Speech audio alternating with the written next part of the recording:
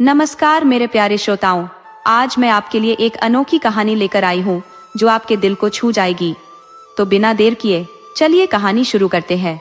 केशव एक छोटे से गांव में अपने माँ बाप के साथ रहता था। केशव पेशे से एक मजदूर था और रोज मजदूरी करके अपना गुजारा करता था। गांव में उसके पास थोड़ी सी जमीन भी थी जहां वह खेती करता था। कुछ मेहनताना मजदूरी से आता था और कुछ अपने खेत से पैदा हुआ अनाज जोड़कर वह 2 वक्त की रोटी जुटा लेता था। उसके माँ बाप भी खेत में और मजदूरी में उसका हाथ बटाते थे। केशव की नई नवेली पत्नी रमैया, जो करीब 1 साल पहले उसके जीवन में आई थी, मगर दोनों को अब तक एक दूसरे के करीब आने का वक्त नहीं मिल पाया था। वजह यह थी कि केशव की माँ रमैया को उससे दूर रखती थी, क्योंकि वह अभी नाबालिग थी, 18 साल की नहीं हुई थी। हालांकि केशव की शादी कम उम्र में ही कर दी गई थी और शादी के 5वें साल में गौना हुआ था, लेकिन उसकी पत्नी रमैया की उम्र अभी 18 की दहलीज तक नहीं पहुंची थी। केशव की मां ने अपनी बेटी को कम उम्र में ब्याह दिया था और जचकी के समय उसकी जान चली गई थी। बेटी के खोने का गम केशव की मां आज भी नहीं भुला पाई थी और वह नहीं चाहती थी कि वही दर्द उसकी बहू भी झेले। डॉक्टर ने भी उन्हें समझाया था कि इस नाजुक उम्र में शरीर बच्चे को जन्म देने की पीड़ा सहन नहीं कर पाता। इसी कारण केशव की मां ने पक्का कर लिया था कि 18 साल की उम्र से पहले वह अपने बेटे को उसकी पत्नी के करीब नहीं आने देगी। शादी की जो सामाजिक और पारंपरिक बंदिशें थी, उन्हें बदलने की ताकत शायद केशव की मां में नहीं थी, लेकिन अपनी ओर से जो भी कर सकती थी वह सब उसने किया। यह उसकी समझदारी और दृढ़ता का प्रतीक था। बीते कुछ महीनों में उन्हें खुलकर जीने का अवसर मिला था। केशव 21 साल का हट्टा कट्टा जवान था, अपनी मेहनत की मेहनगी निशानियों के साथ, मजबूत कंधे और सख्त हाथ। रमैया भी कम सुंदर नहीं थी, सांवला रंग, बड़ी बड़ी आंखें और चेहरे पर एक अनोखी चमक। उसने शादी में जो भी गहने पहने थे वह आज भी पहनती थी। उसके पैरों में घुंघरू वाली पायल थी जो दिन भर छन छन करती रहती थी और केशव के दिल की धड़कनें तेज कर देती थी। रंगीन साड़ियों से सजी, माथे पर गोल बिंदी लगाए, गले में नकली गहने और पैरों में महावर लगाए हुए उसकी नई नवेली दुल्हन को देखना केशव को बहुत सुकून देता था। उसका प्रेम रमैया के लिए हर दिन और गहरा होता जाता था, जो किसी भी नई दुल्हन के लिए गर्व की बात होती है। दिन भर केशव यही सोचता रहता कि कैसे रमैया की एक झलक मिल जाए। जैसे ही केशव की मां इधर उधर होती, वह तुरंत घर में घुसकर अपनी पत्नी को देख लेता, जैसे कबड्डी के खेल में तेजी से छूकर वापस आ जाता है। वह उस वक्त खुलकर अपनी पत्नी से बात भी नहीं कर पाता था। रात को भी दोनों सबके सोने का इंतजार करते और फिर मिलते और सबके जागने से पहले अपने अपने स्थान पर लौट आते। इतनी सुंदर पत्नी पाकर केशव अपने आप में ही मग्न रहता था। कभी कभी खेत में काम करते करते ही कोई बहाना बनाकर घर लौट आता था। रमैया भी कम उत्सुक नहीं थी, वो भी बस केशव का इंतजार करती रहती थी। पहली मुलाकात का खुमार ऐसा होता है कि इतनी जल्दी मन नहीं भरता। उम्र के इस पड़ाव पर जीवन साथी का होना और एक दूसरे के प्रति समर्पण जीवन को विशेष बना देता है। चाहे वह गरीबी के द्वार में हो या संपन्नता के, यह जीवन का वसंत दोनों के लिए हमेशा यादगार बन जाता है। लेकिन शायद कुदरत को कुछ और ही मंजूर था। अचानक एक भयंकर तूफान आ गया और बारिश ने कहर बरपा दिया। आमतौर पर तूफान आते जाते रहते थे, कुछ नुकसान करते थे, लेकिन इस बार तो सब कुछ तहस नहस हो गया। खेतों से एक दाना अन्न भी किसी के घर तक नहीं पहुंच पाया। 6 महीने की मेहनत पानी में बह गई थी। अब सवाल यह था कि अगले 6 महीने कैसे पेट भरेंगे। फसल की अच्छी उपज का इंतजार हर किसान करता है, लेकिन इस बार किस्मत ने उन्हें मौका नहीं दिया। जमींदारों ने भी हाथ खड़े कर दिए, क्योंकि उनकी भी सारी फसल बर्बाद हो चुकी थी। केशव की मजदूरी भी चली गई थी। अब चिंता थी कि बिना मजदूरी के पेट कैसे भरेंगे। केशव की सारी उम्मीदें पानी में डूब चुकी थी। भूख की चिंता ने चारों ओर से घेर लिया था। घर की जिम्मेदारियों का बोझ केशव के कंधों पर था। उसने जी जान लगाकर कोशिशें की, पर कोई उपाय न निकला। ऐसे में उसका दोस्त हिसाब ने सलाह दी, चल शहर चले, वहां कुछ ना कुछ काम तो जरूर मिलेगा। केशव को साथी की यह बात जंच गई। आखिर पेट भरने के लिए तो कुछ करना ही पड़ेगा। गांव में उसका एक दोस्त मल्लू रहता था जो शहर में नौकरी करता था। उसने घर वालों से उसका नंबर लिया और मल्लू को फोन मिलाया। मल्लू बड़े से बंगले में चौकीदारी करता था, इसलिए उसके पास फोन रहता था ताकि वह हर खबर मालिकों तक पहुंचाए बिना अंदर जाए। उस वक्त फोन का खर्चा बहुत आता था, इसलिए मल्लू ने खुद पीसीओ से फोन काट कर उधर से केशव को फोन किया। मल्लू जानता था कि बड़े लोगों को 10-20 रुपए का फर्क नहीं पड़ता, लेकिन उसके लिए तो हर पैसा कीमती था। केशव ने शहर में काम की इच्छा जाहिर की तो मल्लू ने उसे भरोसा दिलाया, मैं तेरे लिए कुछ काम ढूंढूंगा, फिर फोन करूंगा। केशव बेसब्री से फोन का इंतजार करने लगा और 3 दिन बाद मल्लू का फोन आया। उसने केशव को पीसीओ पर बुलवाया। जैसे ही खबर मिली, केशव भागा भागा वहां पहुंचा। मल्लू ने बताया कि उसके पड़ोस के बंगले में एक मजदूर की जरूरत है। केशव ने पूछा, काम क्या करना होगा? मल्लू बोला, वही जो तू गांव में करता है, खेत की देखभाल और मजदूरी। केशव को चिंता हुई, अगर फसल खराब हो गई तो? मल्लू ने उसे समझाया, शहर में ऐसी चिंता नहीं होती, यहाँ हर महीने की मजदूरी पक्की होती है। ये सुनते ही केशव का मन खुशी से झूम उठा। वह खुशखबरी देने घर लौट आया। अब घर वालों को भी तसल्ली हो गई थी कि भूखे पेट नहीं सोना पड़ेगा। सब बहुत खुश थे, लेकिन केशव और रम्या के लिए यह बिछड़ने का समय बेहद दुखद था। 2 दिन बाद मल्लू ने शहर बुलाया था और कहा था कि वह स्टेशन लेने आ जाएगा। रम्या और केशव के लिए ये 2 दिन भारी पड़ने लगे। केशव अपनी माँ की निगाह बचाकर रम्या से मिलने का मौका तलाशता। उसकी माँ भी यह समझती थी, इसलिए वह बहाना बनाकर गायब हो जाती। केशव जब रम्या के पास पहुंचा तो उसकी आंखों में आंसू भरे थे। केशव बोला, क्या तालाब बना रखा है तुमने आंखों में? हम तैरने नहीं आए हैं यहाँ। रम्या ने रोते हुए केशव को पकड़ा और केशव के भी आंसू छलक पड़े। वह बोला, पेट भरने के लिए तो जाना ही पड़ेगा, नहीं तो घर का कुनबा भूखा मर जाएगा। दोनों एक दूसरे को समझाने की कोशिश करते, लेकिन मन कहाँ लगता। रम्या के बिना दरवाजे पर नजर टिकाए रहता। दोनों का सपना सिर्फ इतना था कि साथ रहे, लेकिन किस्मत को यह भी मंजूर नहीं था। पहली बार मिले तो वक्त सिर्फ रोने में बीत रहा था। केशव बोला, 2 दिन बचे हैं, क्या पूरा वक्त रोने में बिता दोगी? वह चाहता था कि रम्या उसे गले से लगा ले ताकि उसकी यादों के सहारे वह अकेले सो सके। रम्या चिंता जताने लगी, तू शहर जाकर किसी और के चक्कर में तो नहीं पड़ेगा? केशव हंस पड़ा और बोला, अरे पगली, जितना तू हमसे प्यार करती है उतना ही हम भी तुझसे करते हैं। हमारी पत्नी है तो, और हम तुझसे ही बंधे हैं। दोनों बिछड़ने से पहले एक दूसरे के प्यार में डूबे रहे, लेकिन वक्त का पहिया तेजी से घूमता गया। रम्या का बुरा हाल था। वह केशव के बिना रहने की कल्पना भी नहीं कर पा रही थी। केशव भी उसकी हर बात का ख्याल रखता, उसके हर नखरे उठाता, लेकिन मजबूरी में उसे शहर जाना ही पड़ा। दोनों के दिलों में एक दूसरे की यादें और सपने थे, पर जिंदगी की जद्दोजहद में उन्हें इस प्रेम भरे बंधन से दूर होना पड़ा। यह बिछड़ाव दोनों के लिए कठिन था, लेकिन पेट की आग ने उन्हें मजबूर कर दिया। अब कौन रखेगा उस बेचारे केशव को बिना देखे? कैसे गुजारेगी रम्या? उसे तो चिट्ठी भी लिखनी नहीं आती और केशव को पढ़ना नहीं आता। ऐसे में क्या करे? दिल पर पत्थर रखकर केशव ने शहर के लिए गाड़ी पकड़ ली। रास्ते भर रम्या का उदास चेहरा उसके सामने घूमता रहा। उसे याद भी नहीं रहा कि कब सफर पूरा हुआ और कब वो पहली बार शहर पहुंचा। मल्लू ने पहले से ही उसे सारी हिदायतें दे दी थी और केशव उन्हीं हिदायतों पर चलता रहा, क्योंकि उसे डर था कि कहीं शहर में खो न जाए। आखिरकार स्टेशन पर मल्लू से मुलाकात हुई और तब जाकर केशव के दिल को थोड़ा सुकून मिला। मल्लू के साथ चलते हुए शहर की ऊंची ऊंची इमारतें और वहां का अनोखा रहन सहन देखकर वह हैरान रह गया। शहर की एक नई अनजानी दुनिया थी, अटपटी सी लगती थी, मगर पेट भरने के लिए अब यही रहना था।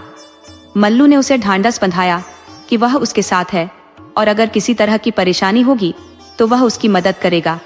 केशव को तो गांव के सीधे सादे जीवन के अलावा कुछ नहीं पता था। वह दुनिया की चालाकियों से अनजान था। मल्लू ने उसे समझाया, देख केशव, यहाँ के मालिक लोग जल्दी नाराज हो जाते हैं।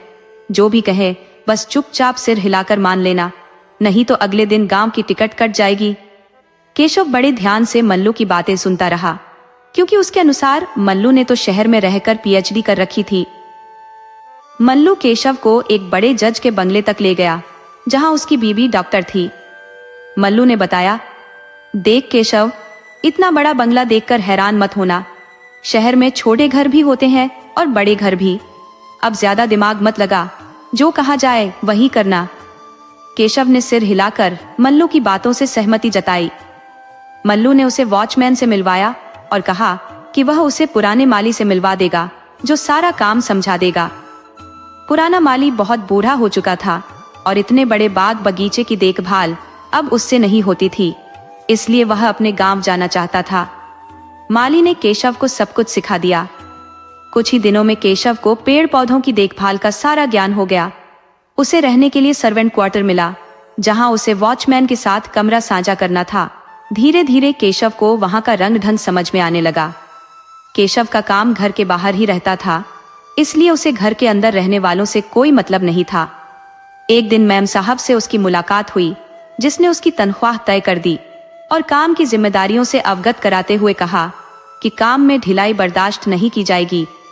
केशव की पगार 2000 रुपए तय हुई, जिससे वह बहुत खुश हुआ। उसने हिसाब लगाया कि 500 रुपए में उसका महीना निकल जाएगा और बाकी पैसों से गांव वालों का भी काम चल जाएगा। उसने गांव पहुंचने की खबर किसी के हाथों भिजवा दी। पुराने माली ने 2-3 दिनों में केशव को सारी बातें समझा दी और फिर वह चला गया। अब केशव की वॉचमैन से अच्छी जान पहचान हो गई थी। वह केशव और वॉचमैन के अलावा घर के अंदर भी काम करने वाली एक नौकरानी थी। तीनों नौकर 24 घंटे घर पर रहते थे। वॉचमैन ने केशव को बताया कि घर में कुल 4 लोग रहते हैं। केशव को बड़ा आश्चर्य हुआ, इतना बड़ा घर और सिर्फ 4 लोग। उसे लगा था कि ऐसे बड़े घर में एक गांव जितने लोग जरूर रहते होंगे। वॉचमैन ने कहा, केशव, यहाँ के लोग बहुत अच्छे हैं। मैम साहब भी बहुत अच्छी है। उनका एक बेटा है जो बाहर कहीं पढ़ाई करता है, वह सप्ताह में 1 दिन ही आता है। और उनकी एक बिटिया रानी भी है, जो बड़ी शरारती और नकचड़ी है। तुम उससे दूर ही रहना, नहीं तो तुम्हारी खैर नहीं। नए नौकर को वह तंग करती रहती है। कई नौकर तो उससे परेशान होकर भाग चुके हैं। तुम्हारे आने से पहले वह कॉलेज की तरफ से पिकनिक पर गई है। आजकल में लौटेगी, तुम संभल कर रहना। वॉचमैन की बातें सुनकर केशव के मन में चिंता होने लगी। एक तरफ मल्लू उसे सबकी बातें मानने की सलाह दे रहा था और दूसरी तरफ वॉचमैन उसे उस बिटिया रानी से दूर रहने को कह रहा था। दूसरे ही दिन मालिक की बेटी रीना अपनी पिकनिक से लौट आई और उसकी नजर सीधे नए नौकर केशव पर जा टिकी। उसने पहरेदार से केशव के बारे में जानना चाहा। पहरेदार ने मन ही मन सोचा, अब तो इस बेचारे का बुरा हाल होने वाला है। पर उसने रीना को केशव की पूरी जानकारी दे दी। रीना बुरी लड़की नहीं थी, लेकिन उसके पास समय बिताने के लिए कोई काम नहीं था। इसी वजह से वह नौकरों को तंग करके अपना समय काटती थी। उसे इस बात की समझ नहीं थी कि उसकी हरकतों से दूसरे लोग किस कदर परेशानी झेलते हैं।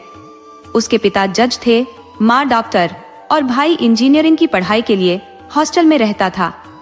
घर पर अकेलापन काटने के लिए रीना को कोई न कोई शरारत करनी पड़ती थी। कॉलेज के बाद भी उसे अधिकतर समय अकेले ही बिताना पड़ता था। कभी कभी उसे रातें भी अकेले काटनी पड़ती थी, क्योंकि उसकी माँ, जो एक सर्जन थी, अक्सर मरीजों के ऑपरेशन में या फिर पार्टियों में व्यस्त रहती थी। ऐसे में रीना अपनी बेचैनी दूर करने के लिए नौकरों से ही खेलने लगती थी। रीना करीब 19 साल की थी, लेकिन स्वभाव से बच्चों जैसी थी। जब उसने केशव को आवाज दी तो केशव ने हाथ जोड़कर और सिर झुकाकर कहा, जी बीवी जी। रीना ने नाराजगी से कहा, क्या बीवी जी लगा रखा है?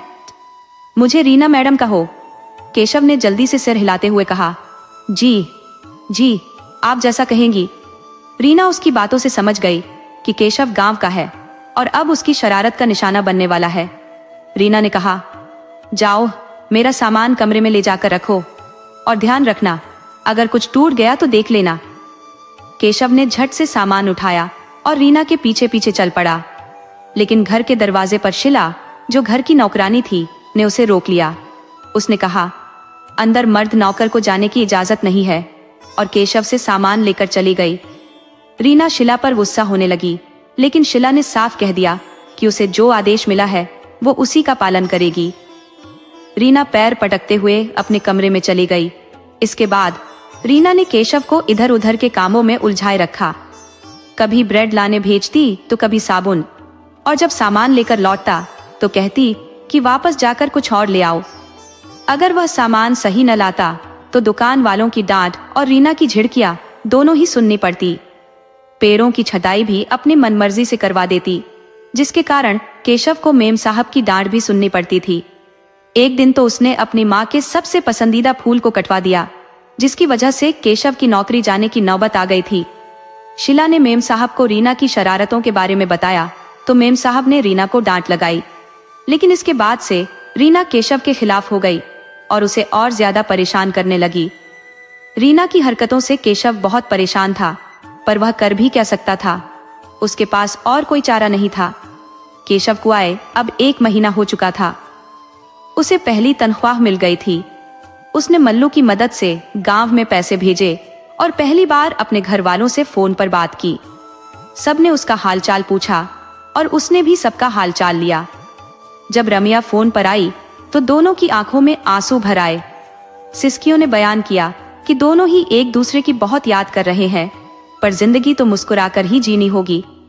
एक दूसरे को दिलासा देकर दोनों अपने अपने कामों में लग गए। उस दिन केशव का मन बहुत हल्का था। घर वालों से बात करके उसका मन खुश हो गया था, लेकिन यहाँ रीना का अलग ही खेल चल रहा था। उसने केशव को बुलाया, जो पेड़ों को पानी दे रहा था। केशव उसके पास जाने ही वाला था कि रीना खुद ही आ गई और बोली, केशव मुझे पाइप दो, मैं पानी डालूंगी। केशव ने बिना कुछ कहे पाइप उसे दे दिया, क्योंकि वह जानता था कि रीना मानने वाली नहीं है। रीना ने जानबूझकर पाइप को ऊपर की तरफ करके पानी का फव्वारा चला दिया, जिससे केशव भीग गया। रीना की इन हरकतों से केशव तंग आ चुका था, पर उसने सब्र से काम लिया और अपने काम में लगा रहा। रीना ने पाइप पकड़ा और उसे गोल गोल घुमाने लगी। वह खुद भी उसके साथ घूमने लगी और उसे इस खेल में मजा आने लगा। हालांकि इस खेल में वह खुद भीग रही थी। अचानक पाइप में उलझकर वह गिर पड़ी और उसका सिर पत्थर से टकराने वाला था। ये देख केशव दौड़कर उसकी तरफ लपका और उसे गिरने से बचा लिया। उसकी पकड़ इतनी मजबूत थी कि वह उसे काफी दूर तक लुढ़का ले गया। उस पल केशव की पकड़ रीना के लिए किसी हीरो की तरह थी। रीना के मन में एक नई अनुभूति जागी। ये पहली बार था जब किसी ने उसे इतनी करीब से पकड़ा था। उस पल उसे केशव का आलिंगन किसी पहेली जैसा लगा, जिसका जवाब उसके पास नहीं था। उसके शरीर में एक अजीब सी सरसराहट हो रही थी, लेकिन वह समझ नहीं पा रही थी कि उसके मन में यह क्या हो रहा है। केशव ने खुद को संभाला और रीना को भी। वह बोला, बीवी जी आप कपड़े बदल लो, नहीं तो आपकी तबीयत खराब हो जाएगी। और वह खुद भी कपड़े बदलने चला गया। उस दिन के बाद रीना के मन में केशव के प्रति एक नया आकर्षण जागा। उसे अब केशव नौकर नहीं, एक मर्द नजर आने लगा। वह उसकी तरफ खींचने लगी। उसे केशव का साथ अच्छा लगने लगा और वह बहाने से उसके पास जाने की कोशिश करने लगी। कभी कभी वह उसका हाथ पकड़ लेती तो कभी बहाना बनाकर केशव को छूने की कोशिश करती। केशव ने पहले सोचा कि अब उसे कुछ शांति मिलेगी, लेकिन धीरे धीरे वह रीना के बदलते व्यवहार को समझने लगा। हालांकि रीना की हरकतों से वह पूरी तरह अनजान नहीं था। उसकी उम्र चाहे 19 साल की हो, पर उसका बर्ताव एक जिद्दी लड़की जैसा था। और केशव के लिए उसके मन में जो भावना थी वह रमिया के लिए सच्ची और पवित्र थी। उसने उस घर का नमक खाया था और वह किसी भी तरह की बेईमानी नहीं कर सकता था। एक दिन रीना ने मजाक में केशव को उठाकर कुर्सी पर बैठाने की मांग कर दी। केशव ने उसे उठाया, पर रीना ने अपनी बाहें उसके गले में डाल दी। केशव का दिल तेजी से धड़कने लगा, लेकिन उसने खुद को काबू में रखा। उसने अपनी भावनाओं पर काबू रखते हुए रीना को कुर्सी पर बैठा दिया और वहां से चला गया। रीना को यह बात बुरी लगी। वह नाराज होकर केशव से दूर रहने लगी, लेकिन यह केशव के लिए अच्छा था। कोई अगर आपको हर वक्त परेशान करे और फिर अचानक दूर हो जाए तो कहीं ना कहीं वह आदत बन जाती है। अब रीना की शरारतें भी केशव को खालीपन का एहसास देने लगी। वह रीना की तरफ झुका तो नहीं था, पर उसे उसकी फिक्र जरूर होने लगी थी। अपने मन की बातें और रीना के साथ हुई घटनाओं को केशव ने किसी से साझा नहीं किया। वह जानता था कि ऐसी बातें हर किसी को नहीं बताई जाती। लोगों की सोच हर बात को लेकर बदलती है, जो रीना के लिए सही नहीं था। करीब 1 हफ्ते बाद रीना को अपने किसी दोस्त के साथ मुस्कुराते हुए देखा गया, जबकि पहरेदार खड़ा होकर अनजान दिशा में देख रहा था। अब रीना जब केशव को परेशान नहीं करती थी तो केशव के पास बहुत समय बच जाता था, लेकिन रीना को उस लड़के के साथ देखकर केशव के मन में अजीब सा गुस्सा आता था। फिर भी वह कर भी क्या सकता था? उसकी सोच का कोई मतलब नहीं था। एक दिन घर में कोई नहीं था, शायद शीला भी कहीं बाहर गई थी। रीना अपने दोस्त के साथ नशे की हालत में घर पहुंची और उसकी हंसी से केशव की नींद खुल गई। रात के करीब 9:30 बज रहे थे और घर में सन्नाटा छा चुका था। केशव उठकर देखने लगा। पहरेदार भी शायद ऊँग रहा था, इसलिए उसने कुछ नहीं देखा। केशव का मन किया कि उसे भी अब इन सब बातों से हट जाना चाहिए। वे बड़े लोग हैं, उनका अपना जीवन है, जैसे चाहे जिए, उसने खुद को समझाया। लेकिन ना जाने क्यों इतने महीनों में एक अदृश्य डोर जुड़ गई थी, जहां कोई स्वार्थ नहीं था, मालिक और नौकर का रिश्ता भी नहीं था, बस एक फिक्र थी। केशव सोच रहा था कि कहीं रीना का दोस्त कोई गलती ना कर बैठे। वह दोनों नशे में थे और रीना की उम्र को देखते हुए केशव को चिंता हो रही थी। उसे रीना के दोस्त की हरकतें ठीक नहीं लग रही थी। वह रीना को छूने की कोशिश कर रहा था, लेकिन नशे में होते हुए भी रीना खुद को बचाने की कोशिश कर रही थी। उसका दोस्त कहने लगा, रीना, मैं तुमसे प्यार करता हूँ, फिर तुम मुझसे दूर क्यों जा रही हो? और उसने रीना की कमर में हाथ डाल दिया। रीना उसका हाथ हटाने की कोशिश करते हुए हंसने लगी। क्या पिलाया तुमने मुझे? मेरा सिर क्यों घूम रहा है? और जोर जोर से हंसने लगी। शायद रीना को धोखे से शराब पिला दी गई थी और अब नशे में वह संभल नहीं पा रही थी। कभी हंसती तो कभी रोने लगती। वह कहने लगी, मैं बहुत अकेली हूँ, कोई मेरा साथ नहीं रहता, कोई मुझसे प्यार नहीं करता। उसका दोस्त बोला, मैं हूं ना तुम्हारे साथ, मैं रहूंगा और बहुत प्यार भी करूंगा। और उसने उसे कसकर पकड़ लिया। रीना फिर से खुद को छुड़ाने की कोशिश करने लगी और उसका दोस्त उसे कमरे की ओर ले जाने लगा। केशव, जो अब तक कभी घर के अंदर नहीं गया था, खुद को रोक नहीं पाया। वह भी उनके पीछे पीछे अंदर चला गया। रीना का दोस्त उसे ऊपर के कमरे में ले जा रहा था। केशव, जो पहली बार घर के अंदर आया था, डर से कांप रहा था। रीना और उसका दोस्त ऊपर के कमरे में चले गए। केशव, जो गांव का गरीब मजदूर था, उसके लिए ये सब नया था। उसने सिर्फ मिट्टी का घर और मालिक का पक्का मकान देखा था, लेकिन शहर के घरों की सुंदरता कभी नहीं देखी थी। आज अंदर की सजावट देखकर वह एक अलग ही दुनिया में खो गया। चमकीले पर्दे, दीवारों पर सुंदर पेंटिंग्स, जमीन पर बिछे कालीन, छत पर बड़ा सा झूमर, छोटी छोटी रंगीन लाइटें, टेबल पर रखे फल, उसके लिए यह सब किसी स्वर्ग से कम नहीं था। वह उस शानदार घर को देखकर अंदर ही अंदर खुशी से नाचने को मन कर रहा था। दीवारों पर लगे हुए जानवरों के पुतलों से वह थोड़ा घबराया हुआ था। कभी वह अनोखी वस्तुओं को हाथ लगाकर छूने की कोशिश करता और फिर इस डर से कि कहीं वे गायब ना हो जाए, अपना हाथ पीछे खींच लेता। वह उस जगह की सुंदरता में खो सा गया था। तभी उसे रीना की आवाज सुनाई दी और उसका ध्यान भंग हो गया। वह जल्दी से ऊपर के कमरे की तरफ भागा, लेकिन वहां कई कमरे होने के कारण उसे समझ नहीं आ रहा था कि रीना किस कमरे में है। अचानक रीना एक कमरे का दरवाजा खोलकर बाहर आई। तभी उसका दोस्त अंदर से उसका हाथ खींच लेता है। केशव तेजी से वहां पहुंचता है और उसे यह समझते देर नहीं लगती कि रीना नशे में है और उसका दोस्त नशे का नाटक कर रहा है। शायद रीना ने अपने दोस्त को बताया होगा कि आज घर में कोई नहीं है, इसलिए उसने इस मौके का फायदा उठाने की सोची। केशव जानता था कि ऐसे लड़के लड़कियों को इस तरह के जाल में फंसाने में माहिर होते हैं। केशव ने देखा कि रीना नशे में होने के बावजूद अपने दोस्त से बचने की पूरी कोशिश कर रही थी।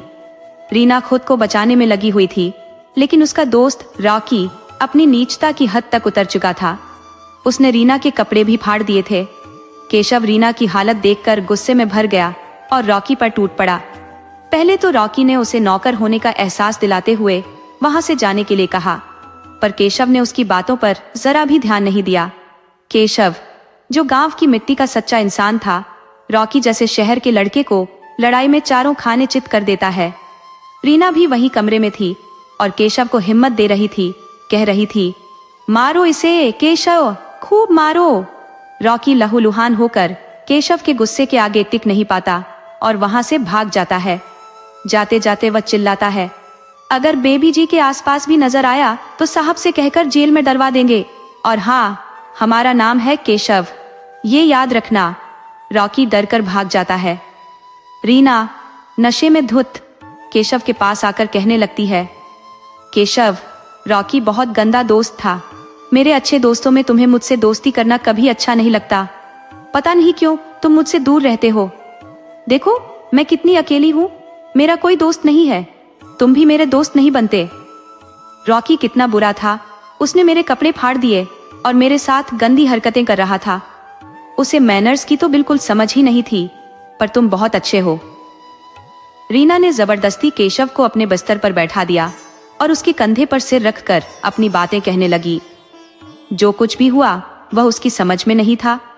नशे के कारण वह खुद को संभाल नहीं पा रही थी। केशव रीना के बोलों को निहार रहा था। रीना को खुद पता ही नहीं था कि वह किस आकर्षण के कारण केशव की ओर खींची चली जा रही थी। उसे अच्छाई और बुराई का कोई ख्याल नहीं था और रॉकी की बुराइयों से वह अनजान थी। उसे इस बात का भी एहसास नहीं था कि अकेले और दुनिया से अलग रहकर अपनी इच्छाओं को समझना कितना कठिन होता है।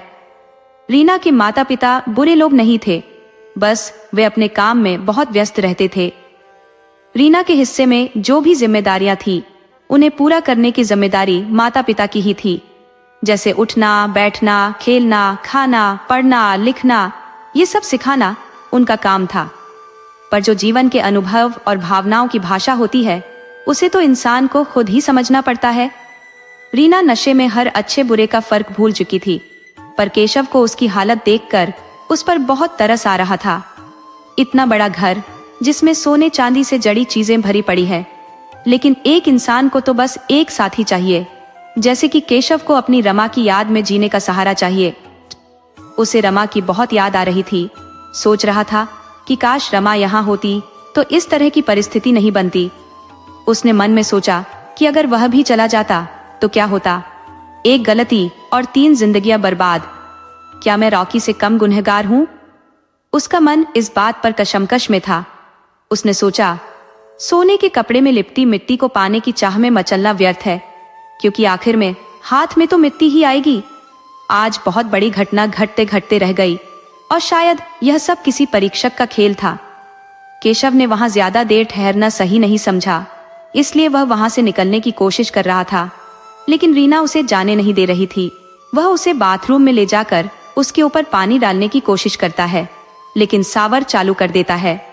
अब केशव को यह अजीब नहीं लगता, क्योंकि वह जानता था कि जमीन पर पड़े रहना उससे भी ज्यादा अजीब होता।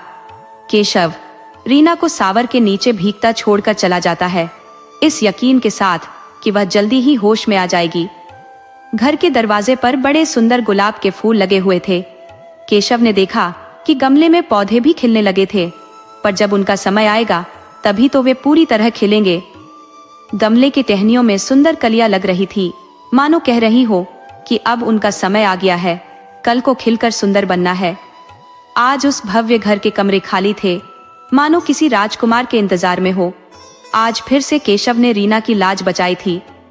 रॉकी से बचाना तो आसान था, पर खुद से बचना बहुत मुश्किल। मगर दोनों ही जगह उसने अपने मालिक का काम पूरा किया।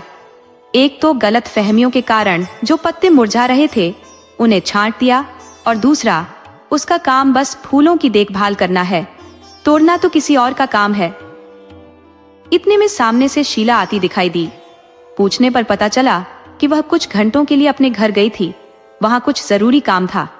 केशव ने शीला को बताया, अभी बीबी जी अंदर गई हैं, शायद उनकी तबीयत ठीक नहीं लग रही, तुम जाकर देखो।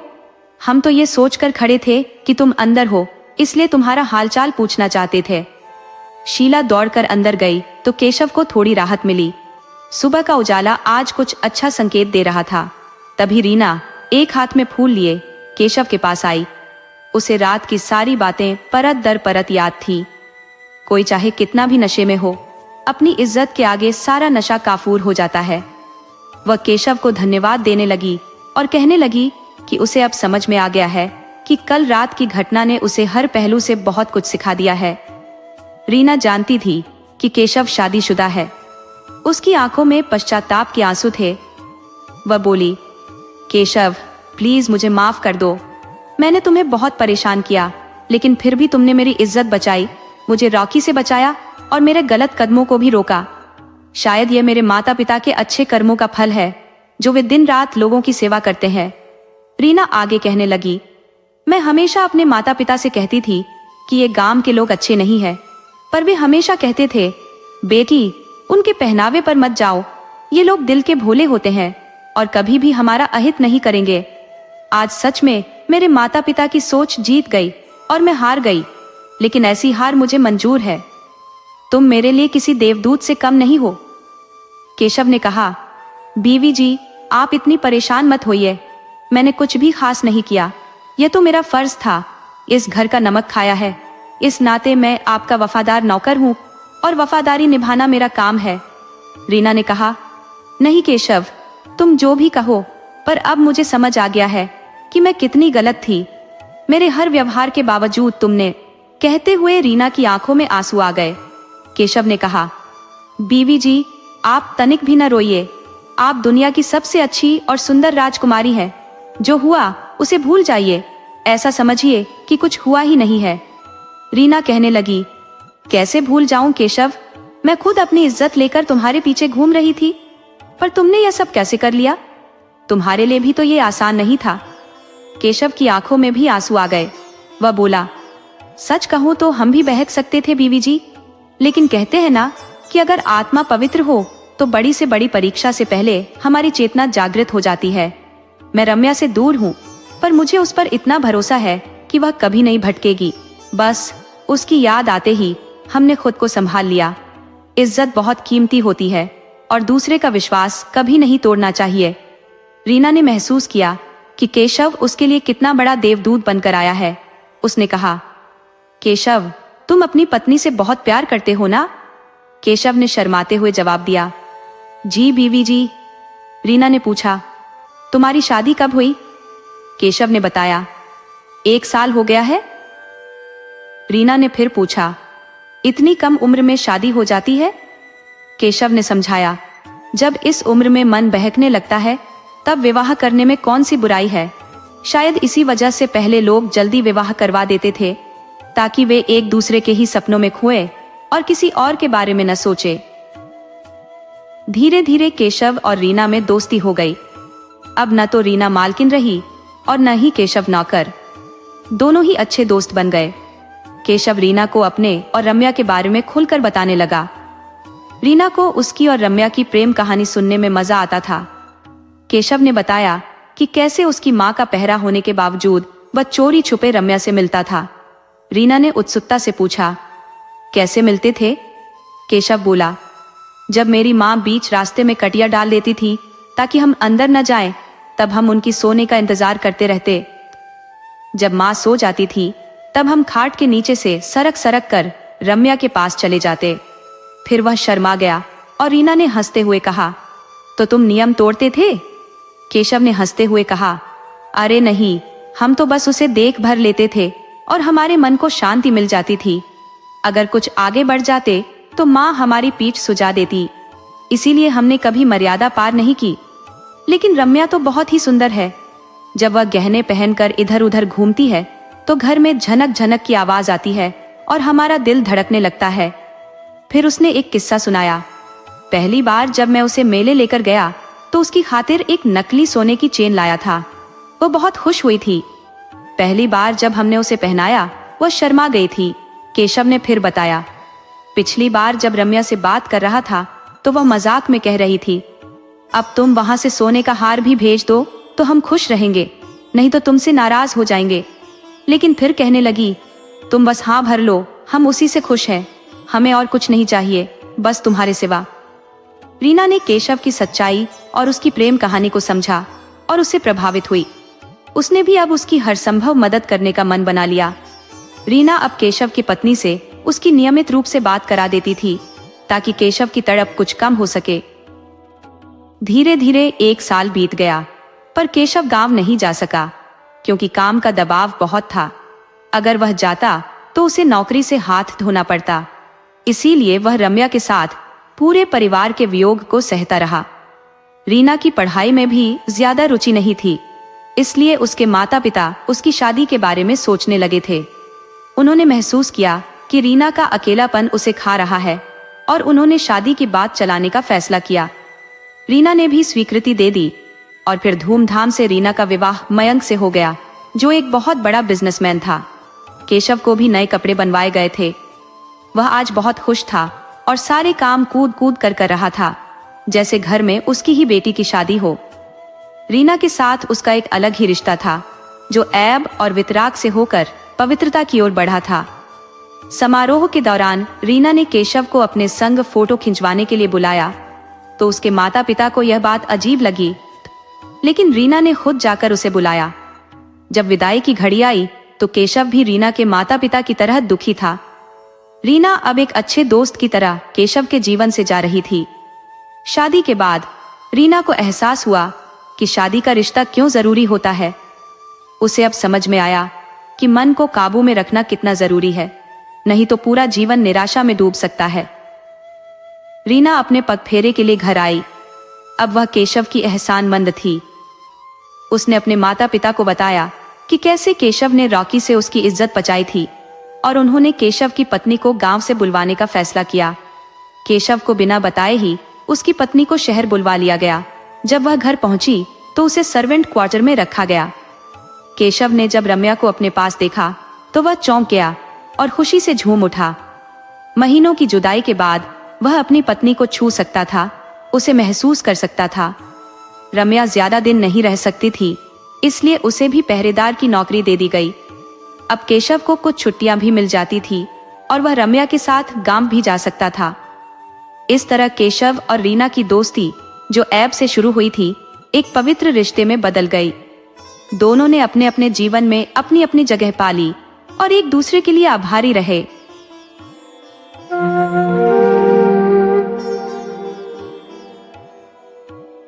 ये तो सुबह सुबह की बात थी।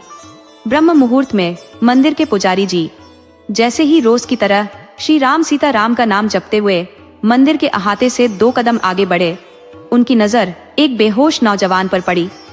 पुजारी जी ने फौरन अपने सेवक को आवाज लगाई, अरे ओ मानव, मानव, जरा इधर तो आ।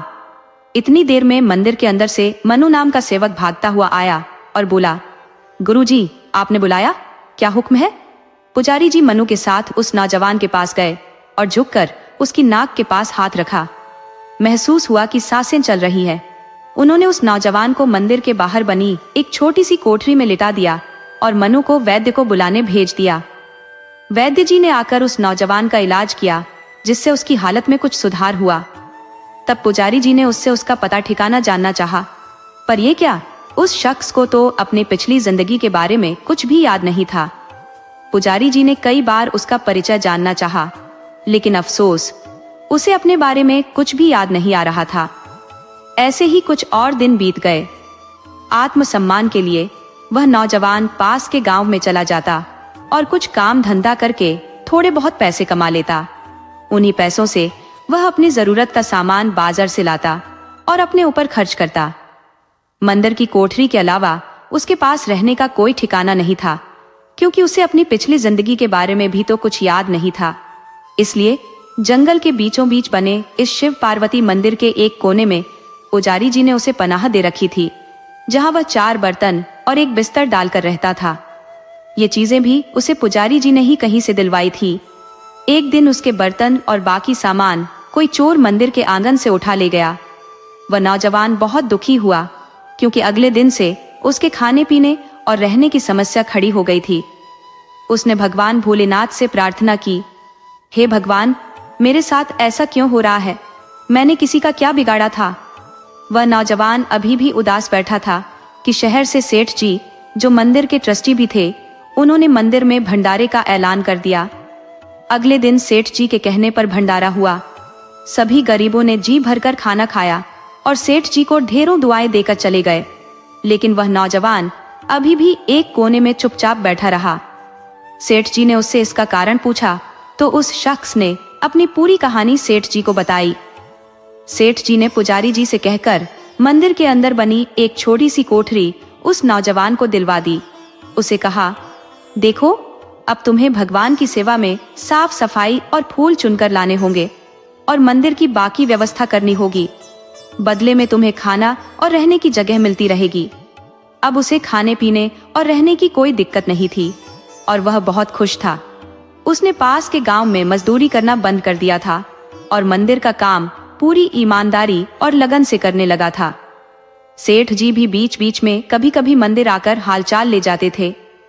उस नौजवान का काम देखकर सेठ जी बहुत खुश थे और उसे पूजा पाठ का काम भी सौंप दिया था, क्योंकि पुराने पुजारी जी की उम्र हो चली थी और अब वे बीमार भी रहने लगे थे। नया पुजारी जो युवक था, उसने अपने पूजा पाठ में इतनी गहरी निष्ठा और समर्पण दिखाया कि सभी लोग उसकी प्रशंसा करने लगे। उसकी तन्मयता देखकर सेठ जी भी बहुत खुश हुए।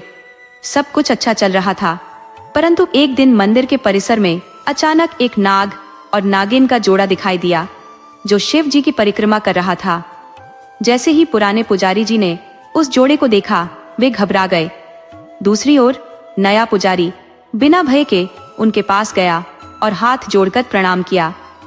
नाग नागिन का जोड़ा शांतिपूर्वक झाड़ियों में चला गया और अदृश्य हो गया। अब नए पुजारी जी ने मंदिर में पूजा पाठ कर अपना जीवन बिताना शुरू कर दिया। दूसरी तरफ उनके परिवारजन और रिश्तेदार उन्हें जगह जगह खोजने में लगे हुए थे, लेकिन उन्हें अपने अतीत की कोई स्मृति नहीं थी और वे सिर्फ पूजा में लीन रहते थे। उनके परिवार ने गुमशुदगी की रिपोर्ट दर्ज करवाई थी, लेकिन कोई इस वीरान मंदिर तक नहीं पहुंच पाया था जो घने जंगल के दूसरी ओर स्थित था।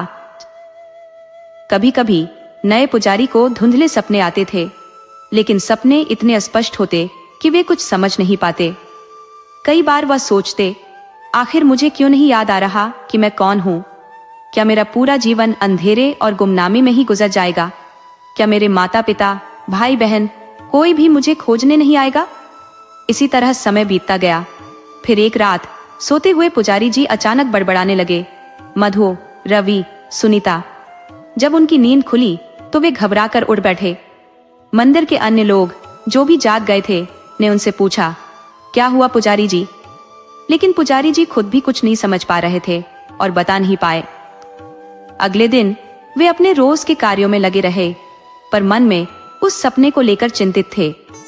बार बार कोशिश करने के बाद भी उन्हें कुछ याद नहीं आ रहा था। उधर पुलिस भी परिवार की रिपोर्ट के आधार पर उन्हें ढूंढने का प्रयास कर रही थी, लेकिन अब तक कोई सफलता हाथ नहीं लगी थी। ऐसा लग रहा था मानो कोई रहस्य हो जो सुलझ नहीं रहा था। दूसरी ओर पुजारी जी भी युवक के भविष्य को लेकर चिंतित थे। वे सोचने लगे, इस युवक के माता पिता, भाई बहन, पत्नी या बच्चे भी तो होंगे जो इसे खोज रहे होंगे। फिर उन्होंने मन ही मन सोचा, जब सेठ जी अगली बार आएंगे तो उनसे कहूंगा कि इस युवक की तस्वीर लेकर शहर में इश्तिहार दे दें, शायद कोई इसे पहचान ले। लगभग एक हफ्ते बाद सेठ जी का मंदिर में आगमन हुआ। सेठ जी ने पूछा, कैसे हैं पुजारी जी, सब ठीक चल रहा है? पुजारी जी ने उत्तर दिया, भोलेनाथ की कृपा और आपकी दया से सब कुशल मंगल है सेठ जी। पर एक बात सोच रहे थे, यह नया पुजारी है, इसका अता पता हमें अब तक नहीं मिला। अगर आप इसकी तस्वीर लेकर इश्तिहार दे दें तो शायद इसका परिवार इसे खोज ले। सेठ जी ने गंभीरता से कहा, अरे नहीं पुजारी जी, इश्तिहार देने का कोई सवाल ही नहीं है। उसकी तस्वीर किसी भी सूरत में बाहर नहीं जानी चाहिए। समझ लीजिए कि वह इस मंदिर में पूरी तरह महफूज है। अगर बाहर निकला तो उसकी जान को बड़ा खतरा हो सकता है। पुजारी जी ने हैरानी से पूछा, सेठ साहब, ये आप क्या कह रहे हैं? उसका आखिर कौन दुश्मन हो सकता है? सेठ जी ने थोड़ा ठहरकर जवाब दिया, पुजारी जी, इस बात को वक्त पर छोड़ दीजिए। सही समय आने पर सब कुछ साफ हो जाएगा। फिलहाल आप बस उसकी हिफाजत कीजिए। पुजारी जी ने सहमति में सिर हिलाते हुए कहा, आप निश्चिंत रहें सेठ जी, उसकी रक्षा खुद भोलेनाथ करेंगे। ये भोलेनाथ का ही कोई करिश्मा है कि मैं उसे मंदिर के दरवाजे पर पड़ा हुआ मिला। वरना अगर जंगल में पड़ा होता तो कोई न कोई जंगली जानवर उसे अपना शिकार बना लेता। ठीक ही कहा है किसी ने, जाको राखे साइया मार सकी न कोई। जब खुद भगवान रक्षा करें तो कोई बाल भी बांका नहीं कर सकता। सेठ जी ने उनकी बात से सहमति जताई, लेकिन फिर भी सतर्क रहने की सलाह दी। बिल्कुल सही कहा आपने, पर हमें पल पल चौकस रहना होगा। फिलहाल हमें इसका हल खोजना होगा। अगर कोई इसे ढूंढते हुए यहाँ आ भी जाए तो आप यही कहिए कि आपने उसे नहीं देखा।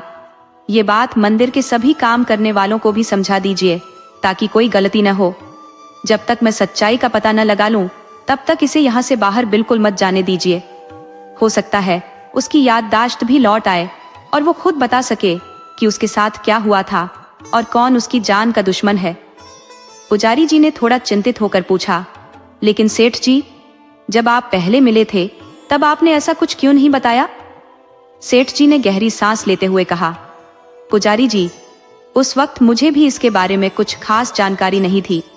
अभी हाल ही में मेरे कुछ भरोसेमंद लोगों ने मुझे खबर दी है कि इसकी जान को खतरा है। जब तक पूरी सच्चाई का पता नहीं चलता, तब तक इसे सुरक्षित रखना हमारी जिम्मेदारी है। इतना कहकर सेठ जी पुजारी जी को चेतावनी देकर वापस अपने शहर लौट गए। सेठ जी की सलाह मानते हुए पुजारी जी अब उस युवक की सुरक्षा को लेकर और भी चौकस हो गए।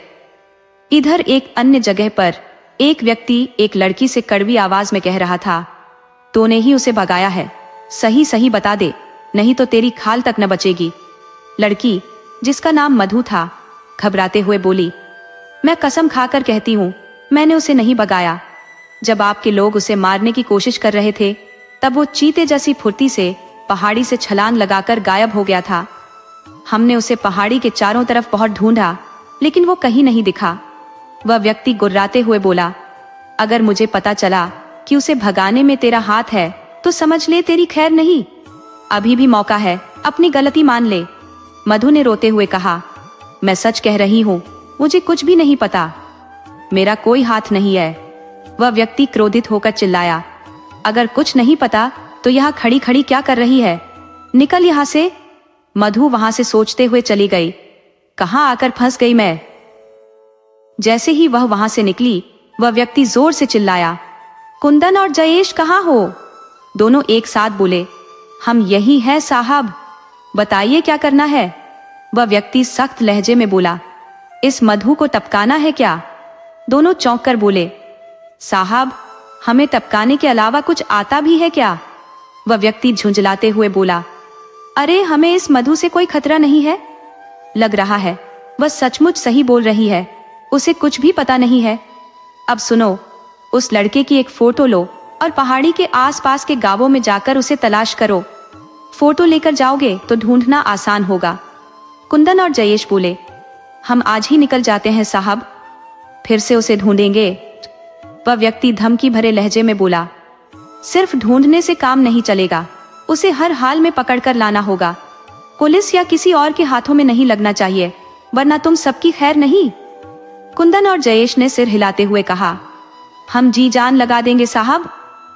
इसके बाद दोनों युवक उस लड़के को खोजने के लिए निकल पड़े और अब वे हर जगह उसे ढूंढने में लग गए। वह युवक कहीं भी नजर नहीं आया। दोनों उसे ढूंढते ढूंढते थक चुके थे और आखिरकार मंदिर पहुंच गए थे। युवक ने दोनों को आते देखा और तुरंत छुप गया। पुजारी जी की नजर उस पर पड़ी और वह सोचने लगे, अगर इसकी याददाश्त वाकई चली गई है तो इसे कुछ भी याद नहीं होना चाहिए। फिर यह खुद को छुपाने की कोशिश क्यों कर रहा है? क्या यह वास्तव में सब कुछ भूल चुका है या सिर्फ दिखावा कर रहा है? खैर, जो भी हो, सेठ साहब के कहे अनुसार फिलहाल हमें इस युवक की सुरक्षा करनी ही होगी। जो भी आगे होना है देखा जाएगा। यह सोचते हुए पुजारी जी मंदिर के बाहर आए। जैसे ही वे बाहर पहुंचे, कुंदन और जयेश उस युवक की तस्वीर दिखाते हुए पूछने लगे, पुजारी जी, क्या आपने इस आदमी को कहीं देखा है? पुजारी जी ने खुद को संयत करते हुए उत्तर दिया, हाँ, शायद इसे कहीं देखा है, पर सही से याद नहीं आ रहा कि कहाँ देखा था। फिर थोड़ी देर बाद उन्होंने अभिनय करते हुए कहा, अरे हाँ, याद आया, इसे तो बाजार में देखा था करीब 1 हफ्ते पहले। कुंदन और जयेश ने एक स्वर में पूछा, पुजारी जी, आपने उसे कब और कहाँ देखा था? पुजारी जी ने बताया, यही कोई 1 हफ्ता पहले बाजार में दिखा था। इतना सुनते ही कुंदन और जयेश वहां से चले गए। पुजारी जी को तसल्ली हो गई कि युवक फिलहाल सुरक्षित है। वह जानता था कि जब युवक ने खुद को छुपा लिया है तो वह किसी भी हालत में इन लोगों के सामने नहीं आएगा। पुजारी जी ने मंदिर के बाकी कर्मचारियों को भी समझा दिया था कि अगर कोई रघु यानी युवक के बारे में पूछे तो कह देना कि हमने उसे नहीं देखा। पुजारी जी का नाम रघुवीर था, लेकिन लोग उन्हें प्यार से रघु बुलाते थे। दूसरी तरफ पुलिस भी युवक को ढूंढने में लगी हुई थी। पुलिस की जानकारी के अनुसार युवक के माता पिता का निधन एक दुर्घटना में हो चुका था। युवक की एक सौतेली माँ थी और एक सौतेला भाई और बहन भी थे।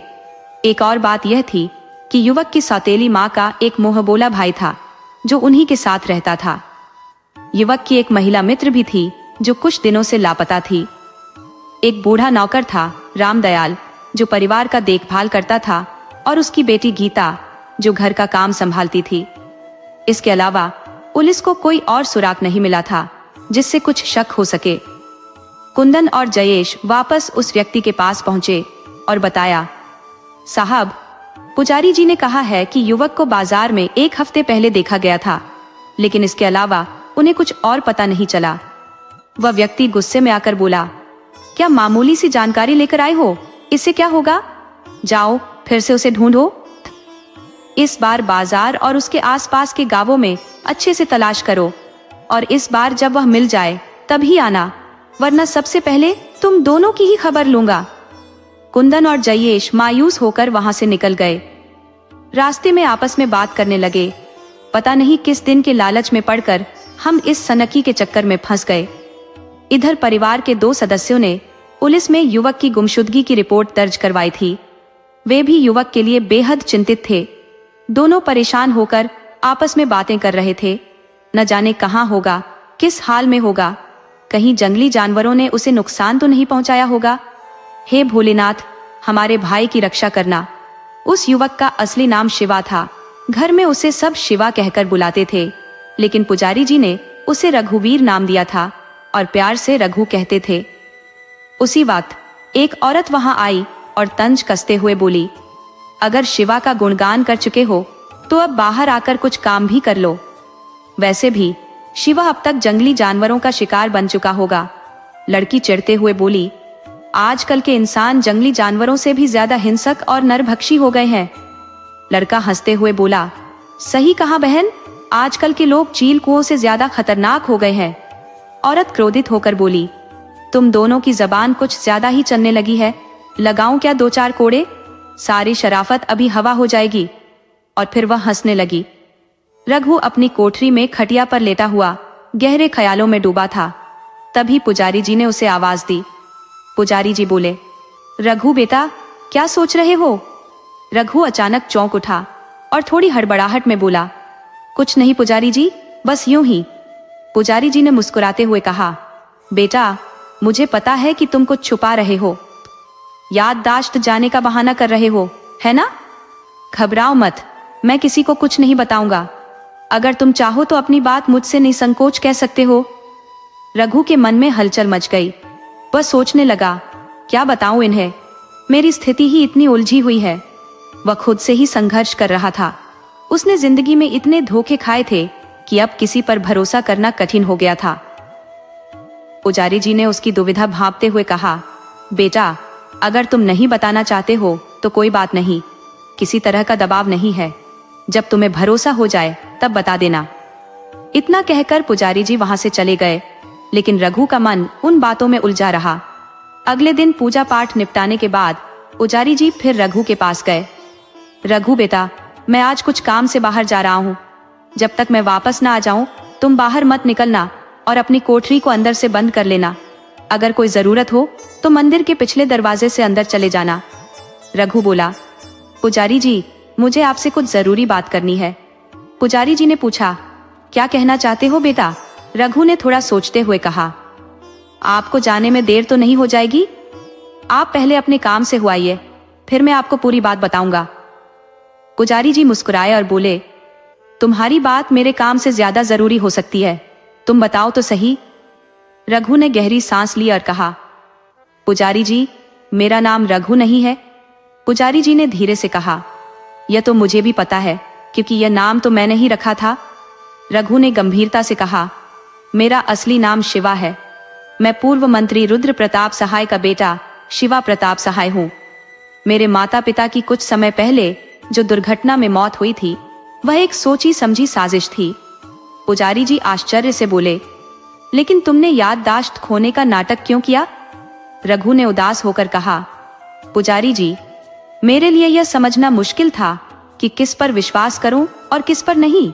मैंने अपने जीवन में इतने धोखे खाए हैं कि अब भरोसा करना बहुत कठिन हो गया है। मेरे दुश्मन बहुत ताकतवर है, जो किसी को भी लालच या धमकी देकर अपने पक्ष में कर लेते हैं। उनके लिए किसी की जान लेना तो जैसे मामूली बात हो गई है। पुजारी जी गंभीर होकर बोले, बेटा, मैं समझता हूं कि तुम्हारी स्थिति कितनी कठिन है, लेकिन दुनिया में अभी भी अच्छे लोग मौजूद हैं। तुम अपनी पूरी बात मुझे बताओ, हो सकता है मैं तुम्हारी मदद कर सकूं। रघु ने हल्की राहत महसूस की और बोला, पुजारी जी, ट्रस्टी जी हमारे पिताजी के बहुत अच्छे दोस्त थे, लेकिन उन्होंने मुझे पहचाना नहीं, क्योंकि उन्होंने मुझे बचपन में देखा था, लेकिन मैंने उन्हें पहचान लिया था। उनका नाम गोविंद है और उनके 2 बेटे हैं, जो मेरी उम्र से 2 या 4 साल बड़े हैं। वे भी हमारे पिताजी के साथ हुई उस घटना के बारे में जानते हैं। पुजारी जी ने गंभीरता से कहा, जब ट्रस्टी जी आएंगे तो मैं उनसे बात करूंगा। हम कोई ना कोई रास्ता जरूर निकालेंगे। पुजारी जी ने धीरे से कहा, रघु बेटा, अब तो बताओ कि तुम्हारे और तुम्हारे परिवार के साथ ऐसा क्या हुआ? कौन है वे लोग जो तुम्हारे पीछे पड़े हुए हैं और तुम्हारी जान के दुश्मन बन बैठे हैं? रघु ने गहरी सांस ली और बोला, पुजारी जी, पहले तो सब कुछ अच्छा चल रहा था। घर में माता पिता, एक छोटी बहन और मैं, हम चारों मिलकर बड़े सुकून से जी रहे थे। पिताजी मंत्री थे, घर में किसी चीज की कमी नहीं थी। नौकर चाकर हर चीज का ध्यान रखते थे, यहाँ तक कि हमें पानी भी खुद से नहीं लेना पड़ता था। सब कुछ शांति से चल रहा था। पर फिर एक दिन अचानक सुनने में आया कि पिताजी के जीवन में किसी औरत की एंट्री हो गई है। ये सुनते ही रघु ने गहरी खामोशी ओढ़ ली। फिर बोला, माँ के लिए यह खबर मानो बिजली बनकर गिरी। उनका दिल अंदर ही अंदर टूटने लगा, लेकिन पिताजी का व्यवहार उनके प्रति बिल्कुल नहीं बदला। पुजारी जी ने उसे शांत करते हुए कहा, रघु बेटा, तुम धीरे धीरे अपनी कहानी कहो, मैं सुनने के लिए यहाँ हूं। और याद रखना, तुम भोलेनाथ के आशीर्वाद में हो, वे तुम्हें जरूर न्याय दिलाएंगे। और हाँ, तुम्हारी छोटी बहन का क्या हुआ? तुमने उसका भी जिक्र किया था। रघु की आंखें नम हो गई। उसने भारी दिल से कहा, पुजारी जी, उस भयानक हादसे में हमारे माता पिता के साथ मेरी बहन भी चली गई। पुजारी जी ने सिर हिलाते हुए कहा, प्रभु, यह तो बहुत ही दुखदाई है बेटा। रघु की आंखों में दर्द छलक आया। उसने रोते हुए कहा, यह तो बस शुरुआत है पुजारी जी, असली तकलीफ अभी बाकी है। उसकी आवाज भर्रा गई और वह थक कर रोने लगा। पुजारी जी ने उसके सिर पर हाथ फेरते हुए कहा, बेटा, धीरज रखो। रोने से जाने वालों की आत्मा को शांति नहीं मिलती। तुम्हें धीरज से काम लेना होगा। तुम मुझे अपनी पूरी बात बताओ। आखिर मंदिर तक कैसे पहुंचे? तुम्हें बेहोशी कैसे लगी? और जो घाव तुम्हारे शरीर पर है, वो कैसे हुए? रघु ने धीरे से कहा, सब बताऊंगा पुजारी जी। ये सब पिताजी की कुछ जानी अनजानी गलतियों का नतीजा है। पुजारी जी ने गंभीर होकर कहा, बेटा, जो लोग इस दुनिया से जा चुके हैं, उनकी गलतियों पर चर्चा नहीं करते। हमें अब आगे का सोचना चाहिए। रघु ने रुंधी हुई आवाज में पूछा, तो फिर मैं क्या करूं पुजारी जी? पिताजी की एक गलती ने हमारी पूरी जिंदगी को तहस नहस कर दिया। आप कहां जा रहे थे? पुजारी जी बोले, बेटा, मेरा ऐसा कोई जरूरी काम नहीं था। बस पास के गांव में किसानों की नई फसल कटकर आई है। उसे घर ले जाने से पहले वे लोग ब्राह्मण मंदिर या किसी भिक्षु को हिस्सा देते हैं। बस वही लेने जा रहा था। वह काम बाद में भी हो सकता है। अब तुम बताओ अपनी सारी सच्चाई, अपने जीवन की हर बात। रघु ने गहरी सांस लेते हुए कहा, जैसा मैंने पहले बताया था, सब कुछ बड़े आराम से चल रहा था। माता पिता और मेरी बहन के साथ हम जीवन का सुख भोग रहे थे। लेकिन फिर एक काली परछाई आई और सब कुछ तहस नहस हो गया। पिताजी, जो सूचना और प्रसारण मंत्री थे, ने अपनी एक निजी सचिव रखी थी, जो हर जगह उनके साथ जाती थी। धीरे धीरे उनके बीच नजदीकियां बढ़ने लगी और फिर शुरू हुई अफवाहें। हम दोनों भाई बहन छोटे थे, हमें यह सब समझ नहीं आता था, लेकिन माँ वह अंदर ही अंदर टूटती चली गई। वह रातों को छिप छिप कर रोती रहती। जब वह इस बारे में पिताजी से बात करती तो घर में कलह झगड़े शुरू हो जाते और पिताजी नाराज होकर घर छोड़कर चले जाते। वे सोचते थे कि मैं तकनीकी मामलों में बहुत कमजोर हूँ, इसलिए उस औरत का साथ जरूरी है। माँ अक्सर कहा करती थी कि जो तकनीकी जानकारी होती है उसे कोई भी समझ सकता है, लेकिन जब भी वह पिताजी से इस बारे में बात करती, उनका जवाब हमेशा यही होता कि उस औरत को नौकरी से कैसे निकाल दूं। फिर रोजमर्रा की झगड़ालू बातें होने लगती, जैसे किसी भी घर में होती है जहां पत्नी अपने पति के जीवन में किसी दूसरी औरत को नहीं देखना चाहती। मेरी माँ भी उन पारंपरिक भारतीय महिलाओं में से थी जो अपने पति का किसी से भी बंटवारा सहन नहीं कर सकती। समय जैसे तैसे बीतता जा रहा था, लेकिन धीरे धीरे इन घरेलू विवादों ने एक भयानक रूप ले लिया था। बात तलाक तक पहुंच गई थी, लेकिन माँ तलाक के लिए राजी नहीं थी, इसलिए बात वहीं अटकी रह गई। ये साजिश असफल रही, पर जहर घुलता रहा। पुजारी जी ने हैरानी से पूछा, लेकिन जब तुम्हारी माँ ने तलाक नहीं दिया तो फिर सौतेली माँ कैसे आ गई? रघु ने हल्के हल्के स्वर में बताया। पुजारी जी, पिताजी ने माँ पर तलाक का दबाव डाला था, लेकिन माँ ने साफ मना कर दिया। फिर पिताजी ने धीरे धीरे घर से बाहर रहना शुरू कर दिया, कभी ऑफिस में रहते या शायद उस औरत के साथ उसके घर पर। जब भी पिताजी घर लौटते तो हर बार वही कलह, वही झगड़े शुरू हो जाते। माँ को तब थोड़ा चैन मिलता जब पिताजी घर से बाहर रहते, लेकिन जैसे ही वह वापस आते पूरा माहौल जहरीला हो जाता। कुछ ही दिन बीते थे कि एक दिन वह औरत घर आ धमकी और माँ को धमकाने लगी। उसने गर्भवती होने का दावा किया। पिताजी ने शुरुआत में इसका खंडन किया, लेकिन वह औरत सबूत के तौर पर कुछ तस्वीरें लेकर आई। उन तस्वीरों में पिताजी और वह औरत एक साथ थे और उन तस्वीरों ने पिताजी के सभी दामों की धज्जियां उड़ा दी। वह औरत जिद पर अड़ गई कि वह अब हमारे घर में रहेगी। पिताजी ने समाज और मंत्रालय में बात फैलने के डर से उसे घर में रहने की इजाजत दे दी। अब माँ की हालत और भी बुरी हो गई थी। उन्होंने अपना सारा सामान एक अलग कमरे में रख लिया और हमें दोनों भाई बहनों को अपने पास रखने लगी। पिताजी अब उस औरत के साथ भी नहीं रहते थे। वह औरत एक अलग कमरे में रहती थी और पिताजी एक दूसरे कमरे में। जाने कौन सा जादू था उस औरत में कि घर के सारे नौकर उसकी बातें मानने लगे थे। सिर्फ रामदयाल काका और उनकी बेटी ही थे जो उस औरत की बातें नहीं मानते थे। जब भी वह उन्हें धमकाने की कोशिश करती कि उन्हें नौकरी से निकाल देगी, रामदयाल काका बेझिझक कह देते, मालकिन निकाल दो, हम ईमानदारी से कहीं भी काम कर लेंगे। उनका ये रवैया उस औरत को परेशान कर देता, लेकिन वह हार मानने वाली नहीं थी। अब तो घर का खाना भी उस औरत की पसंद का ही बनता था। माँ और हम दोनों भाई बहन जैसे मेहमान बनकर रह गए थे, जबकि वह औरत घर की असली मालकिन बन चुकी थी। पिताजी यह सब देखकर भी कुछ नहीं कहते थे। माँ धीरे धीरे अवसाद में डूबती जा रही थी। हमारे साथ उनका बर्ताव भी बदलता जा रहा था। वह हमें कभी डांटने लगती, कभी छोटी छोटी बातों पर गुस्सा करती। ये सब बातें हमारी रोज की जिंदगी का हिस्सा बन गई थी। हम दोनों भाई बहन इतने छोटे थे कि हमें यह सब पूरी तरह से समझ में नहीं आता था, लेकिन माँ के हालात बिगड़ते जा रहे थे। औरत का दिल अभी भी नहीं भरा था। वह माँ को बार बार भड़काती और गुस्सा दिलाने की कोशिश करती। माँ अब इतनी परेशान हो चुकी थी कि घर की चीजें उठाकर इधर उधर फेंकने लगी। उस औरत को आखिरकार एक और मौका मिल गया माँ को पागल साबित करने का, और उसने यह साबित भी कर दिया। माँ को पागल घोषित कर पागल खाने भेज दिया गया। हम भाई बहन ये सब देखते रह गए, कुछ कर नहीं सके। हमारी माँ पूरी तरह ठीक थी, लेकिन उन्हें जबरदस्ती पागल खाने में डाल दिया गया। पिताजी उस औरत की हर बात मानने लगे थे। अब वह औरत पूरी तरह से हावी हो चुकी थी।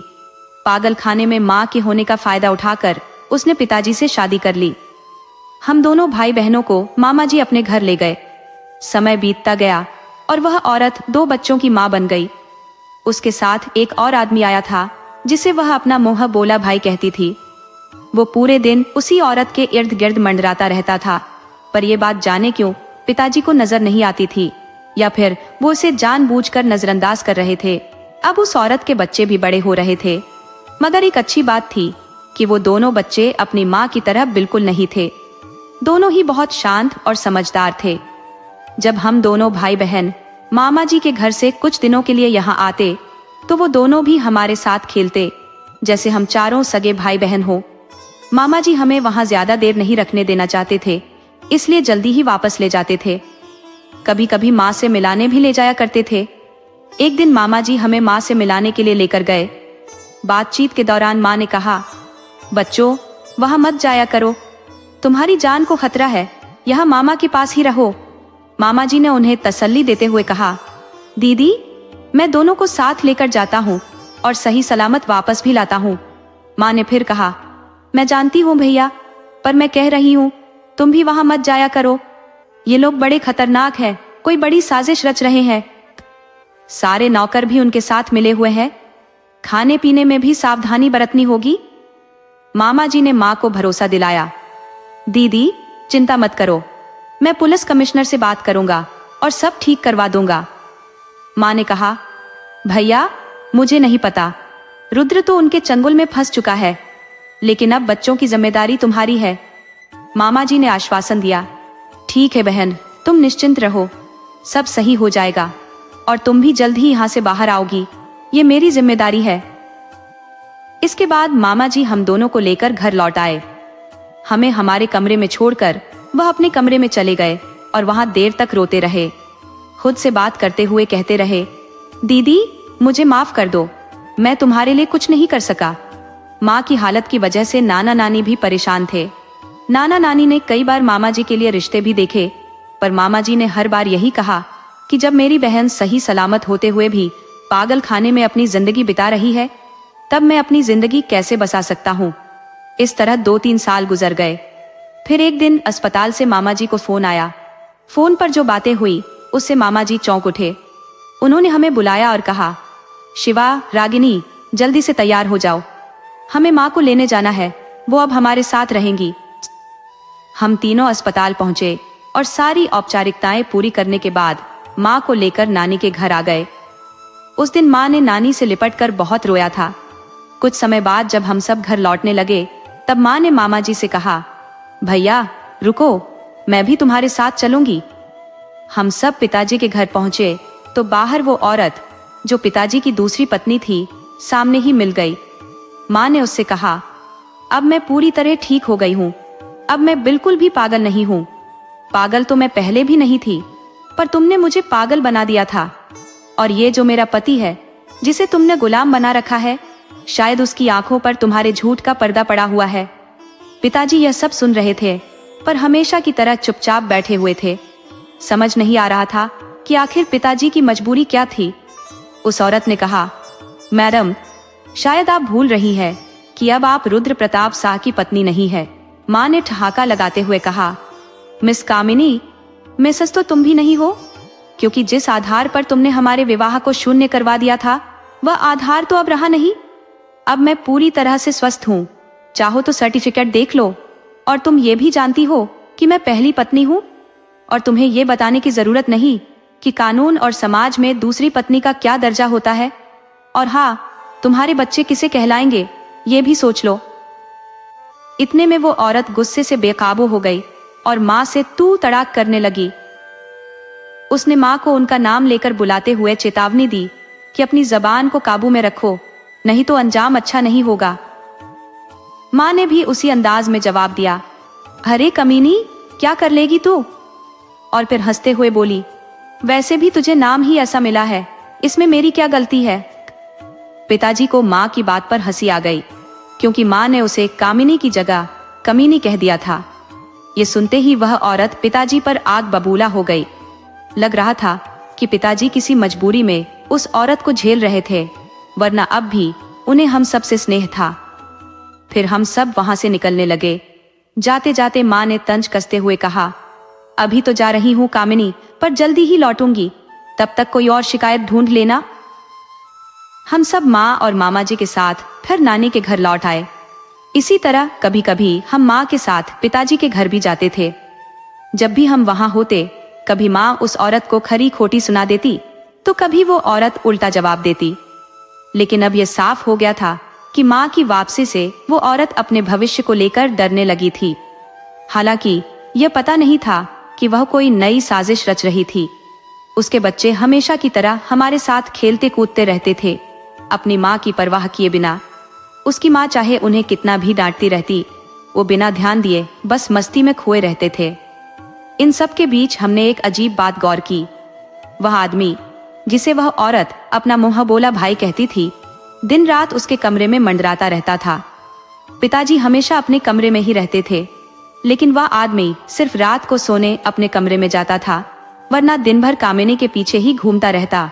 अब हमारी समझदारी इतनी बढ़ गई थी कि हमें कुछ बातें स्पष्ट रूप से समझ आने लगी थी। एक दिन हम पिताजी के घर ठहरे हुए थे। हम सभी बच्चे बाहर मैदान में खेल रहे थे।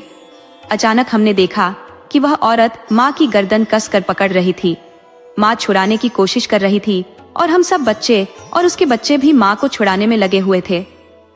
तभी उस औरत ने हमें जोर से धक्का दे दिया और हम चारों दूर जा गिरे। उसके बेटे के सिर पर चोट भी लग गई, लेकिन उस औरत ने उसकी कोई परवाह नहीं की और माँ की गर्दन पकड़े रखी। इतने में न जाने कहां से पिताजी आ गए और गुस्से में आकर उस औरत को एक जोरदार थप्पड़ मार दिया। अचानक हुए इस हमले से वह हैरान रह गई और माँ की गर्दन से उसकी पकड़ ढीली पड़ गई। अब वह पिताजी पर चीखने लगी, रुद्र, तुझे मैं देख लूंगी। उसने पिताजी की कॉलर पकड़ ली। पिताजी ने उसे दूसरा थप्पड़ मारा और गुस्से में बोले, तू कैसी औरत निकली? मैंने तुझे क्या समझा था और तू क्या निकली? उन्होंने उसे जोर से धक्का दिया, जिससे वह दीवार से टकरा गई। माँ को जलती हुई नजरों से घूरती हुई वह उठी और अपने कमरे में चली गई। हम सब माँ से लिपट गए, लेकिन वो दोनों बच्चे अपनी माँ के पास न जाकर हमारी माँ के पास खड़े हो गए और चुपचाप उन्हें देख रहे थे। माँ ने उन्हें भी अपने पास बुलाया, उनके सिर पर हाथ फेरा और फिर उनके बेटे की चोट पर दवाई लगाई। पिताजी ने माँ से कहा, शोभा, बच्चों को कमरे में लेकर जाओ। माँ ने बिना कुछ कहे हम चारों को लेकर कमरे में चली गई। इधर पिताजी का माँ की तरफ झुकाव देखकर वह औरत और भी जल भुन गई थी। उसे बस दौलत और शोहरत का लालच था, अपने बच्चों तक की उसे कोई परवाह नहीं थी। उसने अपने मुंह बोले भाई को जोर से आवाज लगाई और कमरे में बुलाकर अंदर से दरवाजा बंद कर लिया। कमरे में क्या हुआ ये किसी को पता नहीं चला। उसने तो एक बार अपने बच्चों को देखने की भी कोशिश नहीं की। कुछ समय इसी तरह बीतता रहा। एक दिन खबर आई कि नानी की तबीयत अचानक खराब हो गई है। माँ हम दोनों को लेकर नानी के घर चली गई। हम कुछ दिन नानी के पास ही रहे। पिताजी भी नानी को देखने आए और फिर लौट गए। नानी की तबीयत धीरे धीरे बेहतर होने लगी थी और हम लोग वहां करीब 1 से 1.5 महीने तक रुके रहे। कभी मामा जी के साथ पिताजी के घर जाते तो कभी इधर उधर घूमने का प्लान बनता, मगर पिताजी के घर पर सब कुछ वैसा ही था जैसा पहले था। उनके दोनों बच्चे हमारे साथ खेलते कूदते रहते थे, लेकिन कामिनी देवी को न हमारे बच्चों से कोई खास वास्ता था, न ही खुद के बच्चों से। एक रामदयाल काका थे जो हमारा खास ख्याल रखते थे। अभिमान काका भी हमसे काफी स्नेह करते थे, इसलिए उनका भी ध्यान हमें बहुत मिलता था। उनकी बेटियां कभी कभी हमारे पास बैठती थी और फिर हम सब साथ में खेलने लगते थे। रवि और सुनीता जो कामिनी देवी के बच्चे थे वो भी खेल में शामिल हो जाते थे। हालांकि उनका स्वभाव अपनी माँ से बिल्कुल अलग था।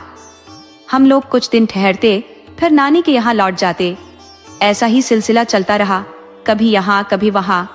हालांकि स्कूल में मेरा दाखिला नानी के शहर में ही हुआ था। इसी दौरान एक दिन पिताजी नानी के घर आए और माँ को वापस ले जाने की बात कही। माँ जाने के लिए तैयार हो गई। नानी ने भी हंसते हुए विदाई दी, ये सोचकर कि अब सब ठीक हो चुका है क्योंकि दामाद खुद बेटी को लेने आया है। लेकिन नानी क्या जानती थी कि यह तूफान से पहले की शांति थी। माँ, पिताजी और मेरी छोटी बहन सब साथ में निकल गए। कुछ ही घंटों बाद हर न्यूज चैनल पर खबर आने लगी, मंत्री रुद्र प्रताप सहाय सड़क हादसे का शिकार। खबर में बताया गया कि रुद्र प्रताप अपनी पत्नी और बेटी के साथ सफर कर रहे थे जब उनकी गाड़ी एक ट्रक से टकरा गई। टक्कर इतनी भयानक थी कि तीनों की मौके पर ही मौत हो गई। यह खबर सुनकर मैं सन्न रह गया। नानी ने मुझे संभाला। पुजारी जी ने कहा। सब खत्म हो गया रघु बेटा, बस तू ही बचा है। मैं सोच में पड़ गया कि मेरी परीक्षा कब खत्म होगी। काश मैं भी उन तीनों के साथ मुक्त हो जाता। ये दर दर की ठोकरें खाने के लिए क्यों रह गया? पुजारी जी ने धीरज बंधाते हुए कहा, रघु बेटा, भगवान ने तुझे इस हादसे से बचाया है तो जरूर कोई खास मकसद होगा। हिम्मत रख, अपने आंसू मत बहने दे, होनी को टाला नहीं जा सकता। फिर उन्होंने पूछा, उसके बाद क्या हुआ बेटा? फिर तुमने क्या किया? रघु ने जवाब दिया, पुजारी जी, उसके बाद कुछ नहीं बचा था। जो हुआ वो एक मंत्री की मौत थी, तो जांच पड़ताल, पोस्टमार्टम और दुनिया भर का तमाशा हुआ। फिर सारे संस्कार मेरे ही हाथों से संपन्न हुए। बहुत से लोग आते जाते रहे। नाना, नानी और मामा जी कुछ दिनों तक मेरे साथ पिताजी के घर रुके रहे, और वह औरत कामिनी देवी सबके सामने बस दुखी होकर बैठी रहती थी। जांच पड़ताल की रिपोर्ट में भी साफ हो गया कि ट्रक ड्राइवर शराब के नशे में था और अचानक से उसका संतुलन बिगड़ गया था। अब मेरी पूरी दुनिया ही उजड़ चुकी थी। चाहे मौत किसी भी वजह से हुई हो, लेकिन रुद्र प्रताप सहाय का इकलौता बेटा होने के नाते अब कानूनी तौर पर सब कुछ मेरा हो गया था। ऑफिस से बुलावे आने लगे और मामा जी मुझे हर जगह लेकर जाने लगे। बेचारे की अपनी जिंदगी भी मेरी वजह से प्रभावित हो रही थी, पर वो दिल से मेरे साथ थे। मैं उन्हें मना करता, लेकिन मामा जी मुझे डांट कर चुप करा देते। कुछ दिन बाद यह तय हुआ कि हम सब पिताजी के घर पर ही रहेंगे। नाना, नानी और मामा जी मेरे साथ थे और हम सब मिलकर फिर से एक परिवार की तरह साथ रहने लगे। मैं और मामा जी पिताजी के कमरे में रहने लगे, जबकि नाना नानी माँ वाले कमरे में ठहर गए। कुछ महीनों बाद मैं 18 साल का हो गया। अब रुद्र प्रताप सहाय की सभी संपत्तियां कानूनी तौर पर मेरे नाम पर चढ़ गईं। कामिनी देवी अब सहानुभूति का सहारा लेकर पार्टी का टिकट चाह रही थी, लेकिन मंत्रालय ने उससे पूछा, आप कौन है? रुद्र प्रताप सहाय की सेक्रेटरी ही ना, तो आपको किस बात का टिकट दिया जाए? रुद्र प्रताप सहाय की पत्नी का तो देहांत हो चुका है। कामिनी देवी अब भी पूरी तरह बालिग नहीं थी। यदि ऐसा होता तो यह टिकट उनके बेटे को मिल सकता था। उसने अपना पक्ष रखा कि उसकी पहली पत्नी के पागलपन के कारण रुद्र प्रताप सहाय से उसका विवाह हुआ था, इस कारण वह उनकी पत्नी मानी जाती है। मंत्रालय ने कहा कि आप अपने विभाग का रजिस्ट्रेशन सर्टिफिकेट लेकर आइए, तब हम इस मामले पर विचार कर सकते हैं। लेकिन अफसोस, कामिनी देवी ने अपनी शादी का रजिस्ट्रेशन कराना ही भूल गई थी। इसका परिणाम यह हुआ कि उसकी स्थिति अब काफी दयनीय हो गई थी और शायद उसकी संपत्ति पर भी यही हाल होने वाला था। कुछ दिनों तक उठापटक चलती रही और फिर पिताजी की संपत्ति को 3 हिस्सों में बांट दिया गया, मेरे, सुनीता और रवि के नाम पर। क्योंकि कामिनी देवी ने रुद्र प्रताप सहाय को बच्चों का पिता साबित किया था और आवश्यक रिकॉर्ड भी पेश किए थे जो उनकी पिता होने की पुष्टि करते थे। इस बीच मैं पूरी तरह व्यस्त हो गया था। अब कोई भी मेरी संपत्ति की देखभाल के लिए नियुक्त नहीं किया गया था। केवल रवि और सुनीता की संरक्षक के रूप में कामिनी देवी को नियुक्त किया गया था। लेकिन संरक्षक का काम सिर्फ संपत्ति की देखरेख तक ही सीमित था, खर्च खुद पर नहीं कर सकता। इसलिए कामिनी देवी खुद को बहुत असुरक्षित महसूस करने लगी थी और अपने बच्चों पर अत्यधिक लाड लाप दिखाने लगी थी। पर रवि और सुनीता भी कम नहीं थे, वे भी हमारे ही पास ज्यादा रहते थे। इस बीच कामिनी देवी का मुंह बोला भाई, जो अब एक कुत्ते की तरह बर्ताव कर रहा था, कामिनी देवी पर भौंकता रहता था। पहले पिताजी के समय वह कामिनी देवी के चारों ओर चक्कर लगाता था, लेकिन अब कामिनी देवी की सेवा में व्यस्त था। उसके चारों ओर 4-4 नौकरों का दल घूमता रहता था, जबकि उसे खुद पानी का एक गिलास भी लेने के लिए मजबूर होना पड़ता था। कारण स्पष्ट नहीं था, लेकिन दोनों में दिन भर झगड़े होते रहते थे। ऐसा लगता था कि पिताजी की संपत्ति और चुनाव के टिकट को लेकर दोनों के बीच संघर्ष हो रहा था। समय बीतते बीतते हमारे पास जो भी पैसे थे वे समाप्त हो गए और हमारा खर्च नाना नानी की कमाई और मामा जी के पैसे से चल रहा था। कामिनी देवी को अब अपने खर्च चलाने में कठिनाई हो रही थी, क्योंकि नौकर चाकर जो पहले उसकी सेवा में लगे रहते थे अब सब काम छोड़ चुके थे। हमें रामदयाल काका और उनकी बेटी गीता ही काफी मदद मिल रही थी, लेकिन कामिनी देवी के स्टेटस सिंबल की वजह से पैसे की कमी के चलते सभी नौकर चले गए थे। कुछ दिनों में खाने पीने की स्थिति भी दयनीय होने लगी थी। कामिनी देवी अब अपने बच्चों पर गुस्सा निकालने लगी थी। उसने रवि और सुनीता को मारपीट कर गालियां देना शुरू कर दिया था। नाना नानी जब मना करते तो वह जवाब में कह देती, मेरे बच्चे हैं, मैं उन्हें पीट सकती हूँ, आप लोग क्यों हस्तक्षेप कर रहे हैं। एक दिन उसने अपने बच्चों को इतनी बेरहमी से पीटा कि खुद का पैर फिसल गया और वह सीढ़ियों से गिर गई। सिर फट गया और खून ही खून फैल गया। बच्चे तो बस दर्शक बने रहे, उसकी मदद करने की बजाय। मामा जी और मैंने मानवता के नाते उसे अस्पताल ले जाकर एडमिट करवाया और टांके लगवाए। 4 से 6 दिनों में वह ठीक होकर घर लौट आई, लेकिन उसका रवैया वही पुराना था। बच्चों पर चिल्लाना और गुस्सा करना उसकी आदत बन गई थी। मेरे माता पिता की मृत्यु को अब लगभग 5 साल हो चुके थे और मैं 23 साल का हो चुका था। कामिनी देवी के बच्चे रवि और सुनीता भी 20 और 18 साल के हो चुके थे। अब वे भी अपनी माँ से बिना पूछे अपने फैसले लेने लगे थे। कामिनी देवी ने इस आरोप को हम पर डाला कि हम उनकी संगत का असर उनके बच्चों पर डाल रहे हैं, जिससे वे बिगड़ रहे हैं। एक दिन कामिनी देवी ने सुनीता को मारने की धमकी दी, उसे अलग रहने के लिए मजबूर किया। सुनीता ने कहा कि वह और रवि यहाँ नहीं रहना चाहते, वे अलग रहना चाहते हैं। रवि ने आकर अपनी माँ का हाथ चटकते हुए कहा, अब हम बड़े हो गए हैं माँ, अपनी मर्यादा का ध्यान रखिए, वरना हम भूल जाएंगे कि आप हमारी माँ है। आप तो सभी रिश्तों की मर्यादा भूल चुकी है।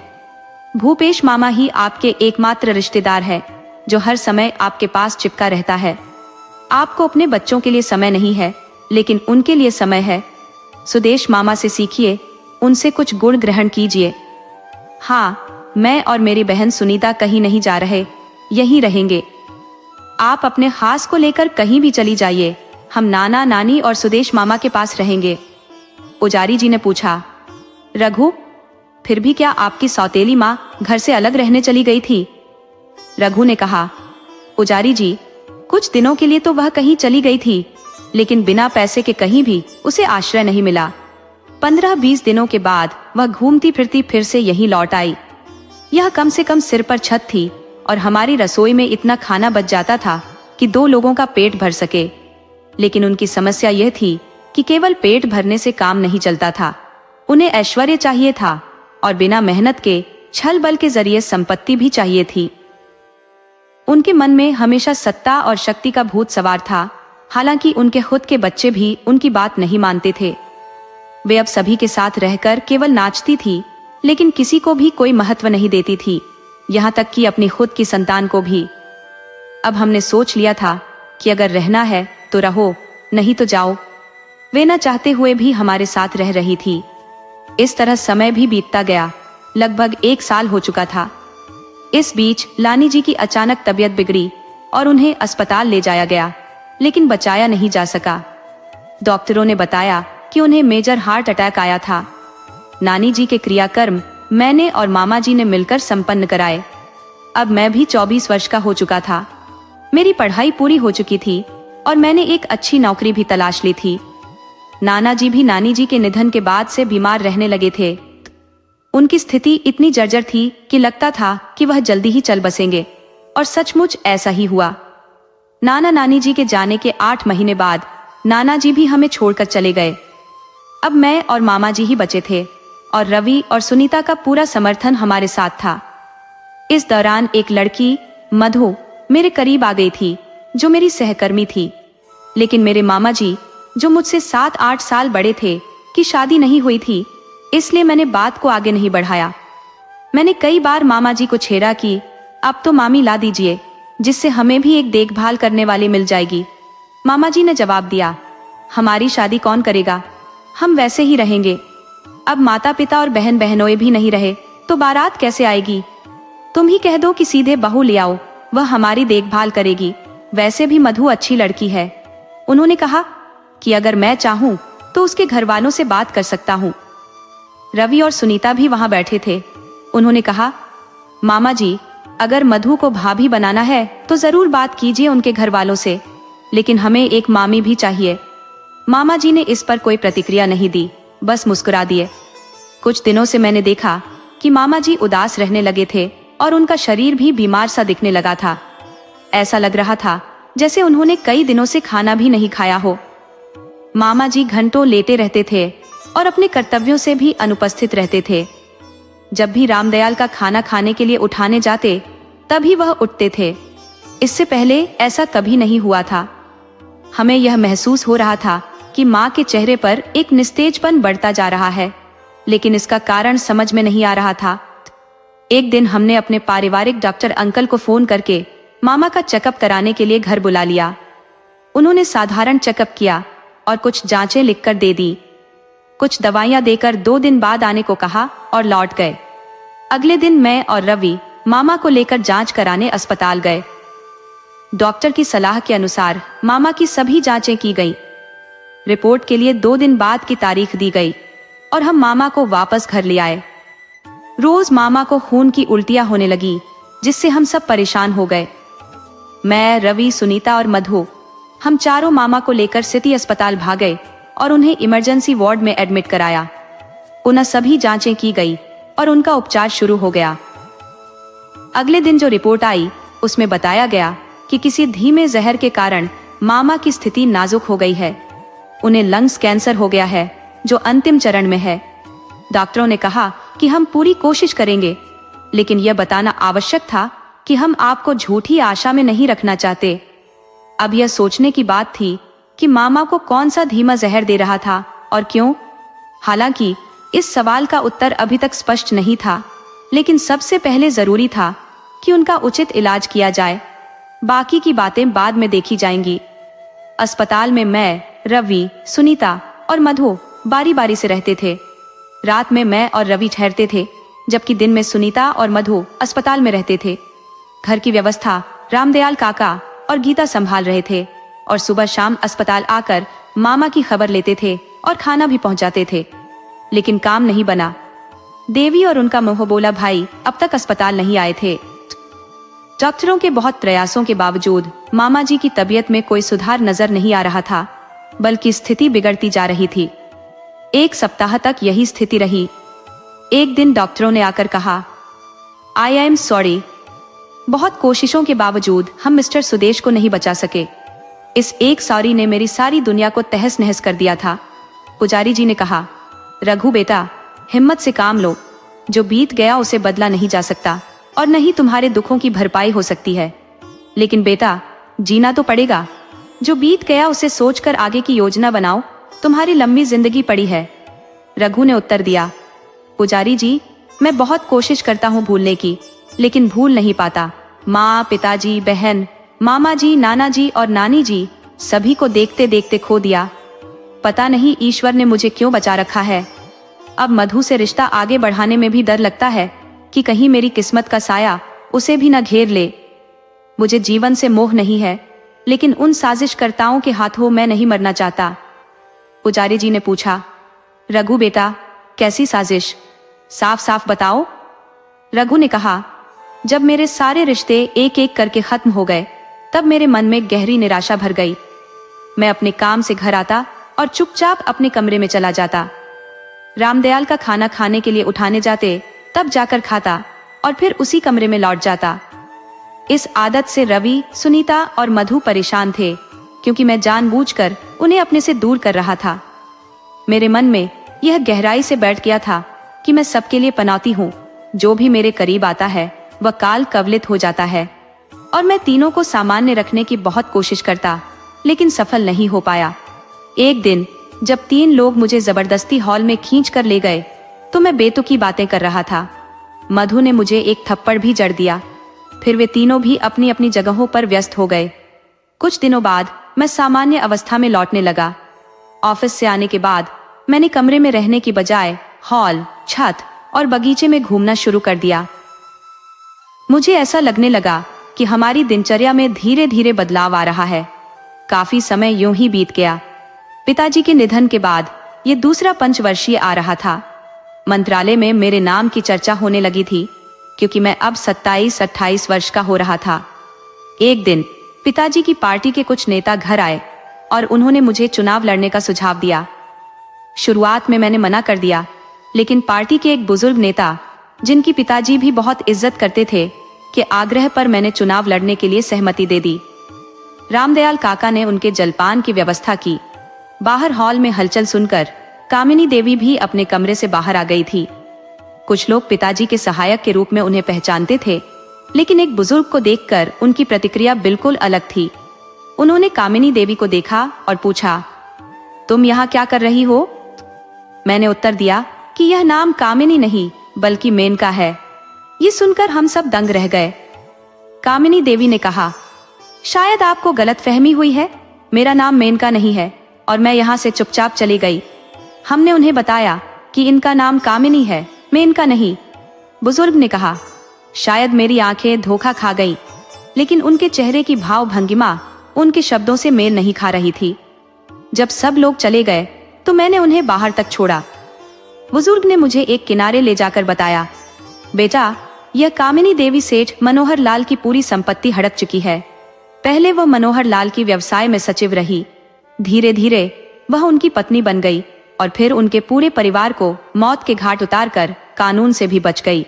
अब यह नाम बदलकर यहाँ है और साथ में एक और व्यक्ति रहता है जिसे वह अपना मुंह बोला भाई बताती है और पूरे समय उसके आसपास ही रहता है। बेटा, तुम भी सतर्क रहना, ये बहुत खतरनाक औरत है। इतना कहकर बुजुर्ग चले गए, लेकिन मेरे मन में उथल पुथल छोड़ गए। मेरा पूरा ध्यान कामिनी देवी पर केंद्रित हो गया था और सचमुच मुझे अब घर पर अकेले रहने में डर लगने लगा था। एक दिन जब मैं छत पर जा रहा था और गलियारा उनके कमरे के पास से गुजरता था, मैंने कानों में ऐसी आवाजें सुनी, क्या तुम इसको भी निपटा सकते हो?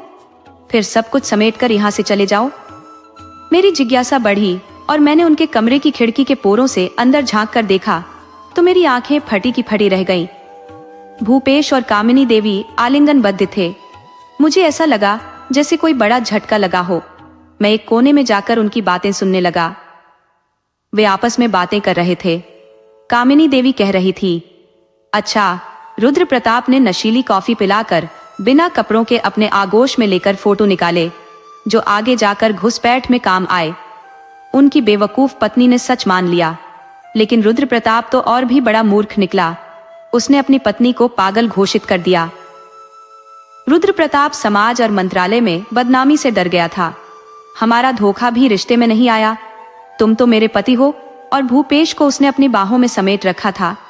आगे उसने कहा, मेरे और तुम्हारे प्यार की निशानी को मूर्ख अपना बच्चा समझता रहा। रवि के जन्म के बारे में तो उसने काम किया, लेकिन सुनीता के मामले में आनाकानी कर रहा था। फिर वही नशीली कॉफी पिलाकर उसके कमरे की स्थिति बदलनी पड़ी। सब बड़े शाह ने समझ लिया कि पता नहीं कैसे शक हो गया। तब से उसने मेरे हाथ से पानी का गिलास भी नहीं लिया और अपनी पत्नी की छुप छुप कर मदद करता रहा। इस तरह मेरी जिज्ञासा और चिंता बढ़ती गई और मैं खुद को एक जटिल दुविधा में फंसा हुआ महसूस करने लगा। 25,000 में तीनों का काम तमाम हो गया। ट्रक वाले ने धक्का दे दिया था और खुद ट्रक से दूसरी ओर कूद गया। ड्राइवर की जान मंत्री जी और उनके परिवार की नजर में कितनी सस्ती थी। बस रुपये 25,000 में मामला निपट गया। फिर वे दोनों हंसने लगे। रघु ने कहा, मुझे लगा था कि दरवाजा खोलकर अंदर घुस जाऊं। पुजारी जी बार बार यह सोचने लगे कि मंत्री जी, उनकी पत्नी और बेटी की जान इतनी सस्ती है कि रुपये 25,000 में समाप्त हो गई, तो मेरी जान तो उनसे भी सस्ती है। रुपये 5,000 में रस्सी से निपट जाएगी। इससे अपने आप को सामान्य किया और आगे सुनने लगे। कामिनी देवी कह रही थी, तुम्हें पता है भूपेश, इस बुढ़िया को हार्ट अटैक मेरी वजह से आया था। मैंने तुम्हें बता दिया था कि तुम्हारी बेटी, दामाद और नातिन की हत्या हमने कराई है। ट्रक का किस्सा भी मैंने उसे बता दिया था। बेचारे को अपने बेटे, नाती और पति को बताने का मौका नहीं मिला। हाँ, उस बूढ़े को हमने नहीं मारा था, वह अपनी पत्नी के गम में खुद मर गया। अब सुदेश बाबू पर स्लो पॉइजन कौन दे रहा था, ये जानना है। दूध लेने के बाद 1 साल से उसमें धीमा जहर मिलाया जा रहा था। कामिनी देवी ने आगे कहा, बेचारा बड़ा हिमायती बनता था बहन, बहनोई और शिवा का। रूपीस ने कहा, कामिनी, तुम तो डायन से भी आगे निकली हो। क्या नाम है तुम्हारा? कामिनी नहीं, असली नाम चंपाबाई है। किसी दिन तुम मुझे भी निपटा दोगी। कामिनी ने कहा, अब ये सब मत सोचो, तुम्हारी जिम्मेदारी है इसे ठिकाने लगाना। कब और कैसे ये सोचने की जिम्मेदारी तुम्हारी है। ये तुम्हारी वफादारी की परीक्षा है, फिर हम दोनों मस्त रहेंगे। भूपेश ने कहा, कोई बात नहीं, जब ऑफिस जाएगा तब उसे कुंदन और जैश को उसके पीछे लगा दूंगा, वहीं जंगल में मारकर फेंक देंगे, जंगली जानवर भी उसे खा जाएंगे। लेकिन सुनीता और रवि का क्या होगा? कामिनी ने कहा, भाड़ में जाए, जो भी करना है, मुझे नहीं मानते। रुद्र प्रताप शाही के परिवार से उन्हें अधिक प्रेम है, तो क्यों चिंता करती है जब हम साथ हैं। अब प्यारे प्यारे नन्हे मुन्हे पैदा कर लेंगे, और जो मेरी बात मानते हैं वही रुद्र प्रताप को अपना पिता मानते हैं। भूपेश ने कामिनी से कहा, चंपा, तुमने तो नागिन को भी पीछे छोड़ दिया, अब तुम्हारी बात माननी होगी। कामिनी ने कहा, तू कितना बात बढ़ाता है, बाहर निकल गया मुंह से, वे हमारी बात मानेंगे? रघु ने कहा, पुजारी जी, ये सब सुनकर ऐसा लगा जैसे किसी ने मेरे पैरों के नीचे से जमीन ही खींच ली हो। मेरी आंखों में अंगारे दहकने लगे, लेकिन अफसोस, मैं कुछ नहीं कर सकता था। छत पर जाने के बजाय मैं चुपचाप अपने कमरे में आ गया। मैंने एक और बात नोटिस की थी। मधु, सुनीता और रवि मुझे जंगल के रास्ते ऑफिस जाने के लिए रोज मना करते थे। शायद उन्हें कहीं से भनक लग गई थी। वे तीनों शहर से होकर जाने की सलाह देते थे, लेकिन मैं कहता था कि ट्रैफिक में समय बर्बाद होता है, इसलिए हाईवे से जाता हूँ, वहां भी बहुत लोग होते हैं, चिंता की कोई बात नहीं है। लेकिन अब मुझे समझ आया कि रवि, सुनीता और मधु क्यों शहर से होकर जाने की सलाह देते थे। खैर, अब मैं खुद चौकस हो गया, और शायद ये पता नहीं था कि मैंने कमांडो ट्रेनिंग ली हुई है। इन लोगों को यह नहीं पता था कि मैंने मार्शल आर्ट में ब्लैक बेल्ट हासिल किया है। पुजारी जी ने पूछा, फिर रघु बेटा, आगे क्या हुआ? तुम यहाँ तक कैसे पहुंचे? रघु ने कहा, पुजारी जी, जब से मैं अकेला हुआ तब से ये लोग भी मुझसे सामान्य बातें करने लगे और सामान्य व्यवहार का दिखावा करने लगे। मैं भी इन सब बातों से अनजान बनने का अच्छा दिखावा करता रहा। यही सब दिन प्रतिदिन चलता रहा। जब मैं ऑफिस के लिए रवाना हुआ तो कुंदन और जैश, जो पहले पिताजी के आसपास हर समय चक्कर लगाते थे, अब भूपेश और कामिनी के चाटुकार बने हुए थे। वे मुझसे विनती करने लगे, भैया, आज हमें भी शहर जाना है, कृपया हमें अपने साथ ले चलें, अगर आपको कोई आपत्ति ना हो। मैंने जवाब दिया, बिल्कुल, मुझे कोई दिक्कत नहीं है। आमतौर पर केवल मधु ही मेरे साथ जाती थी, लेकिन उस दिन वे दोनों भी मेरे साथ बैठ गए। हमने घर से निकलकर आधे रास्ते तक पहुंचते पहुंचते जब पहाड़ी पर पहुंचे तो उनमें से एक ने कहा, भैया, गाड़ी को थोड़ा किनारे लगा दो, हमें लघु शंका के लिए जाना है। मुझे पहले से ही संदेह था, और सुनीता और रवि के संदेश भी आ चुके थे कि मैं सतर्क रहूं, मेरी जान को खतरा है। तब मैं और अधिक चौकस हो गया। मैंने गाड़ी रोकी और उन्हें जाने दिया, लेकिन जब वह लौटा तो उसके हाथ में चाकू था और उसने मुझ पर हमला कर दिया। मैंने उसकी कलाई पकड़कर चाकू छीन लिया। तभी वे दोनों मिलकर मुझ पर हमला करने लगे, पत्थरों और पेड़ों की टहनियों से। थोड़ी देर में उनकी एक टीम भी आ गई, जिसमें 5-6 और लोग थे। 8 लोगों के खिलाफ मेरी कमांडो ट्रेनिंग भी काम नहीं आई, इसलिए मैं उनसे कुछ समय तक संघर्ष करता रहा और फिर पहाड़ी से कूद गया। कूदते ही मैंने एक घने पेड़ की शाखा पकड़ ली और वहां छिप कर बैठ गया। वे सब पहाड़ी के नीचे आए और इधर उधर ढूंढने लगे। थोड़ी देर बाद उन्होंने सोचा कि मैं कहीं भाग गया हूं और वापस चले गए। उनका ध्यान पेड़ की तरफ नहीं गया था। मैं बहुत समय तक उस शाखा पर बैठा रहा, यह सोचते हुए कि वे कहीं आसपास होंगे और वापस आ सकते हैं। जनवरी का महीना था और शाम के करीब 5 बजे थे। उस वृक्ष के एक बिल में मुझे साफ दिखाई दे गया और डर के मारे मेरी पकड़ ढीली हो गई। मैं पेड़ से गिर पड़ा और इसके बाद मुझे कुछ याद नहीं है कैसे यहाँ तक पहुंचा। तब मंदिर के बाहर से आवाज आई, भैया, आगे की कहानी हम आपको बताएंगे। रवि ने कहा, मेरी माता के कई जानने वालों ने भी मेरी जीवित स्थिति पूछी। मधु ने उनके सारे षड्यंत्र सुन लिए थे और उन्हें अपने पक्ष में मिलाने का प्रस्ताव दिया। ना मानने पर उन्हें परिवार को समाप्त करने की धमकी दी गई।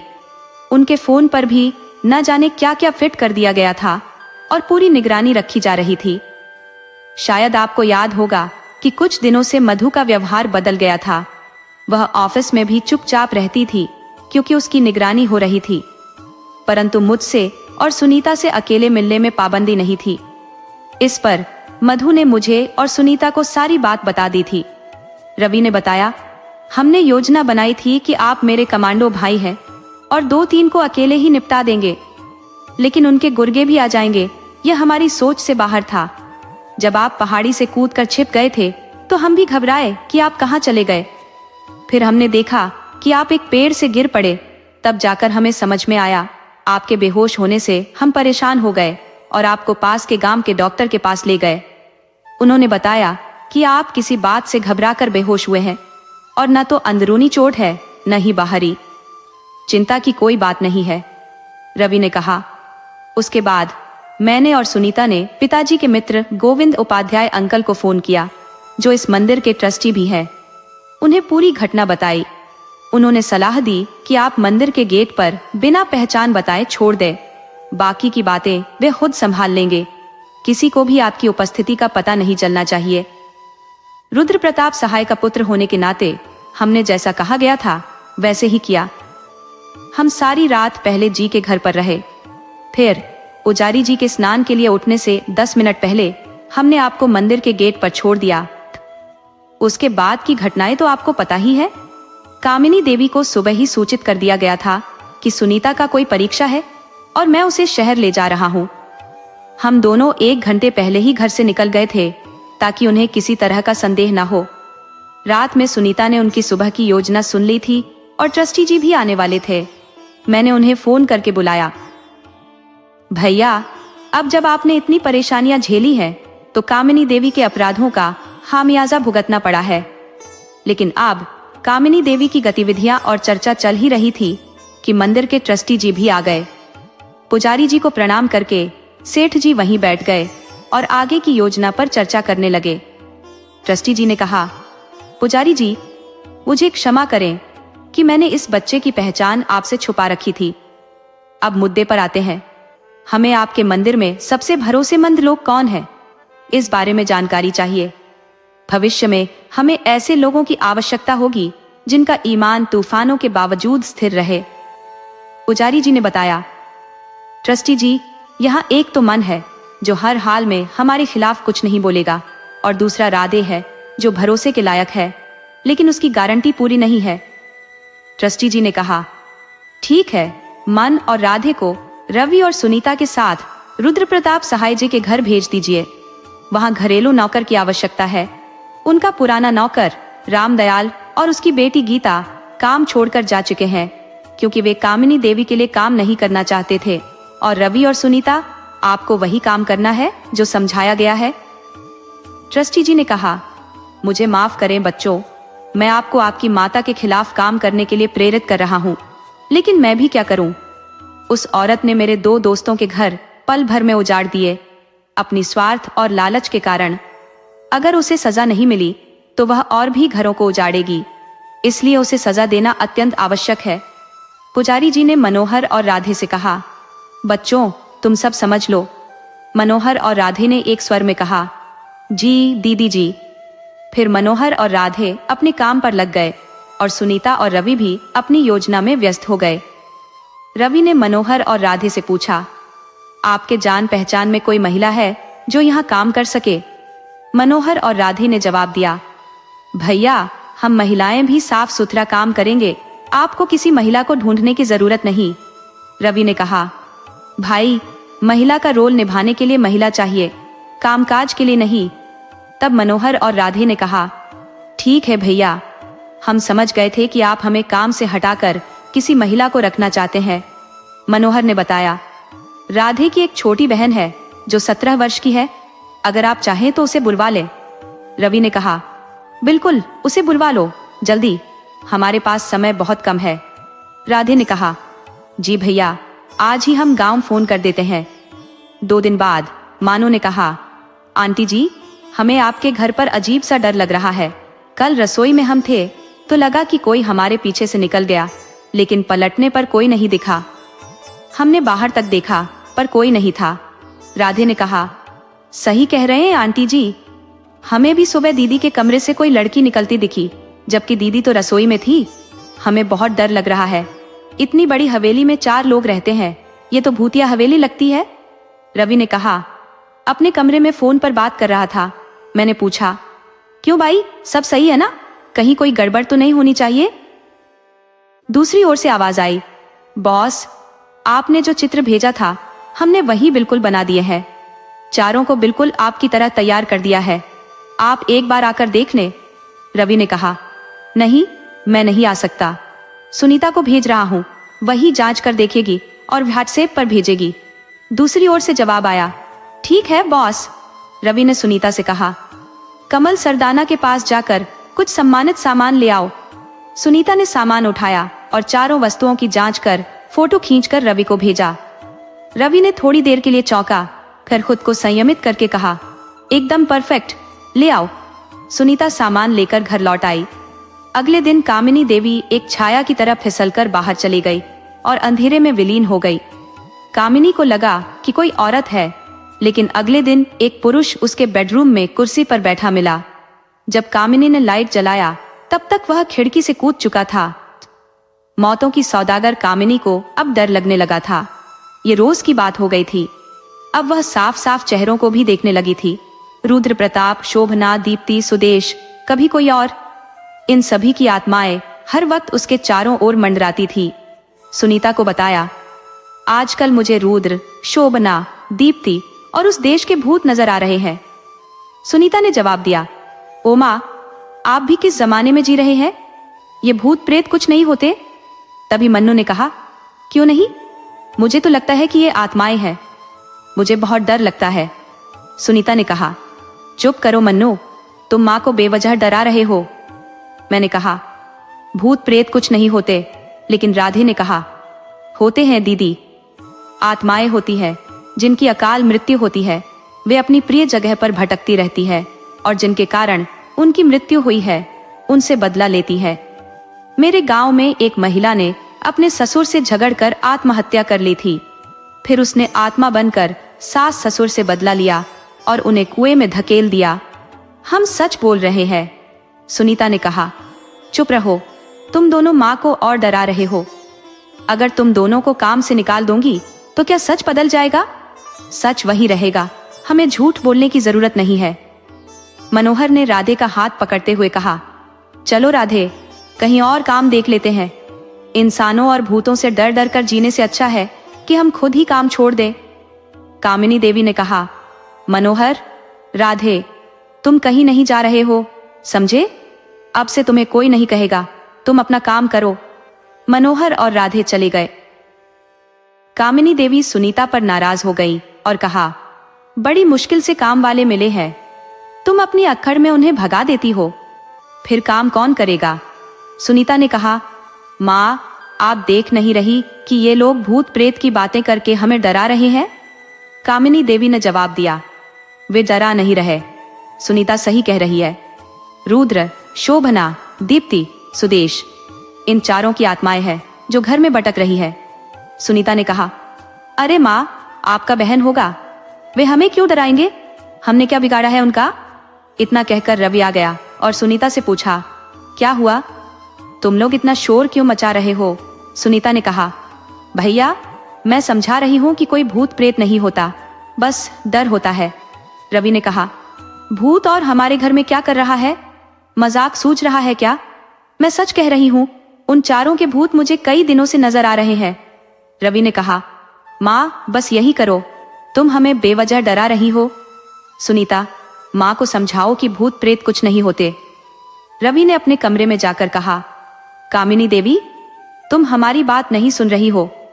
दास भी उठकर अपने भाई के कमरे में चली जाती है और कहती है, भाई, हमारा आइडिया काम कर रहा है, अब जल्दी से कुछ फाइनल हो जाए ताकि हमारे सिवा भैया को इंसाफ मिल सके। रवि ने कहा, बहन, कल सब कुछ तय हो जाएगा। आज पूरे घर में कैमरे लगा दिए जाएंगे, राहुल आता ही होगा। तुम किसी भी तरह माँ और पिताजी को यहाँ से बाहर ले जाओ। और हाँ, कल मुझे तुम्हारी परीक्षा दिलवाने शहर जाना है, वहां से 1 दिन बाद लौटेंगे। सुनीता ने पूछा, लेकिन आपने तो कहा था कि कल सब फाइनल करना है। रवि ने समझाया, हाँ, कल की तैयारी है। बहन, जब हम घर से बाहर जाएंगे तो थोड़ी देर बाद वापस लौट आएंगे।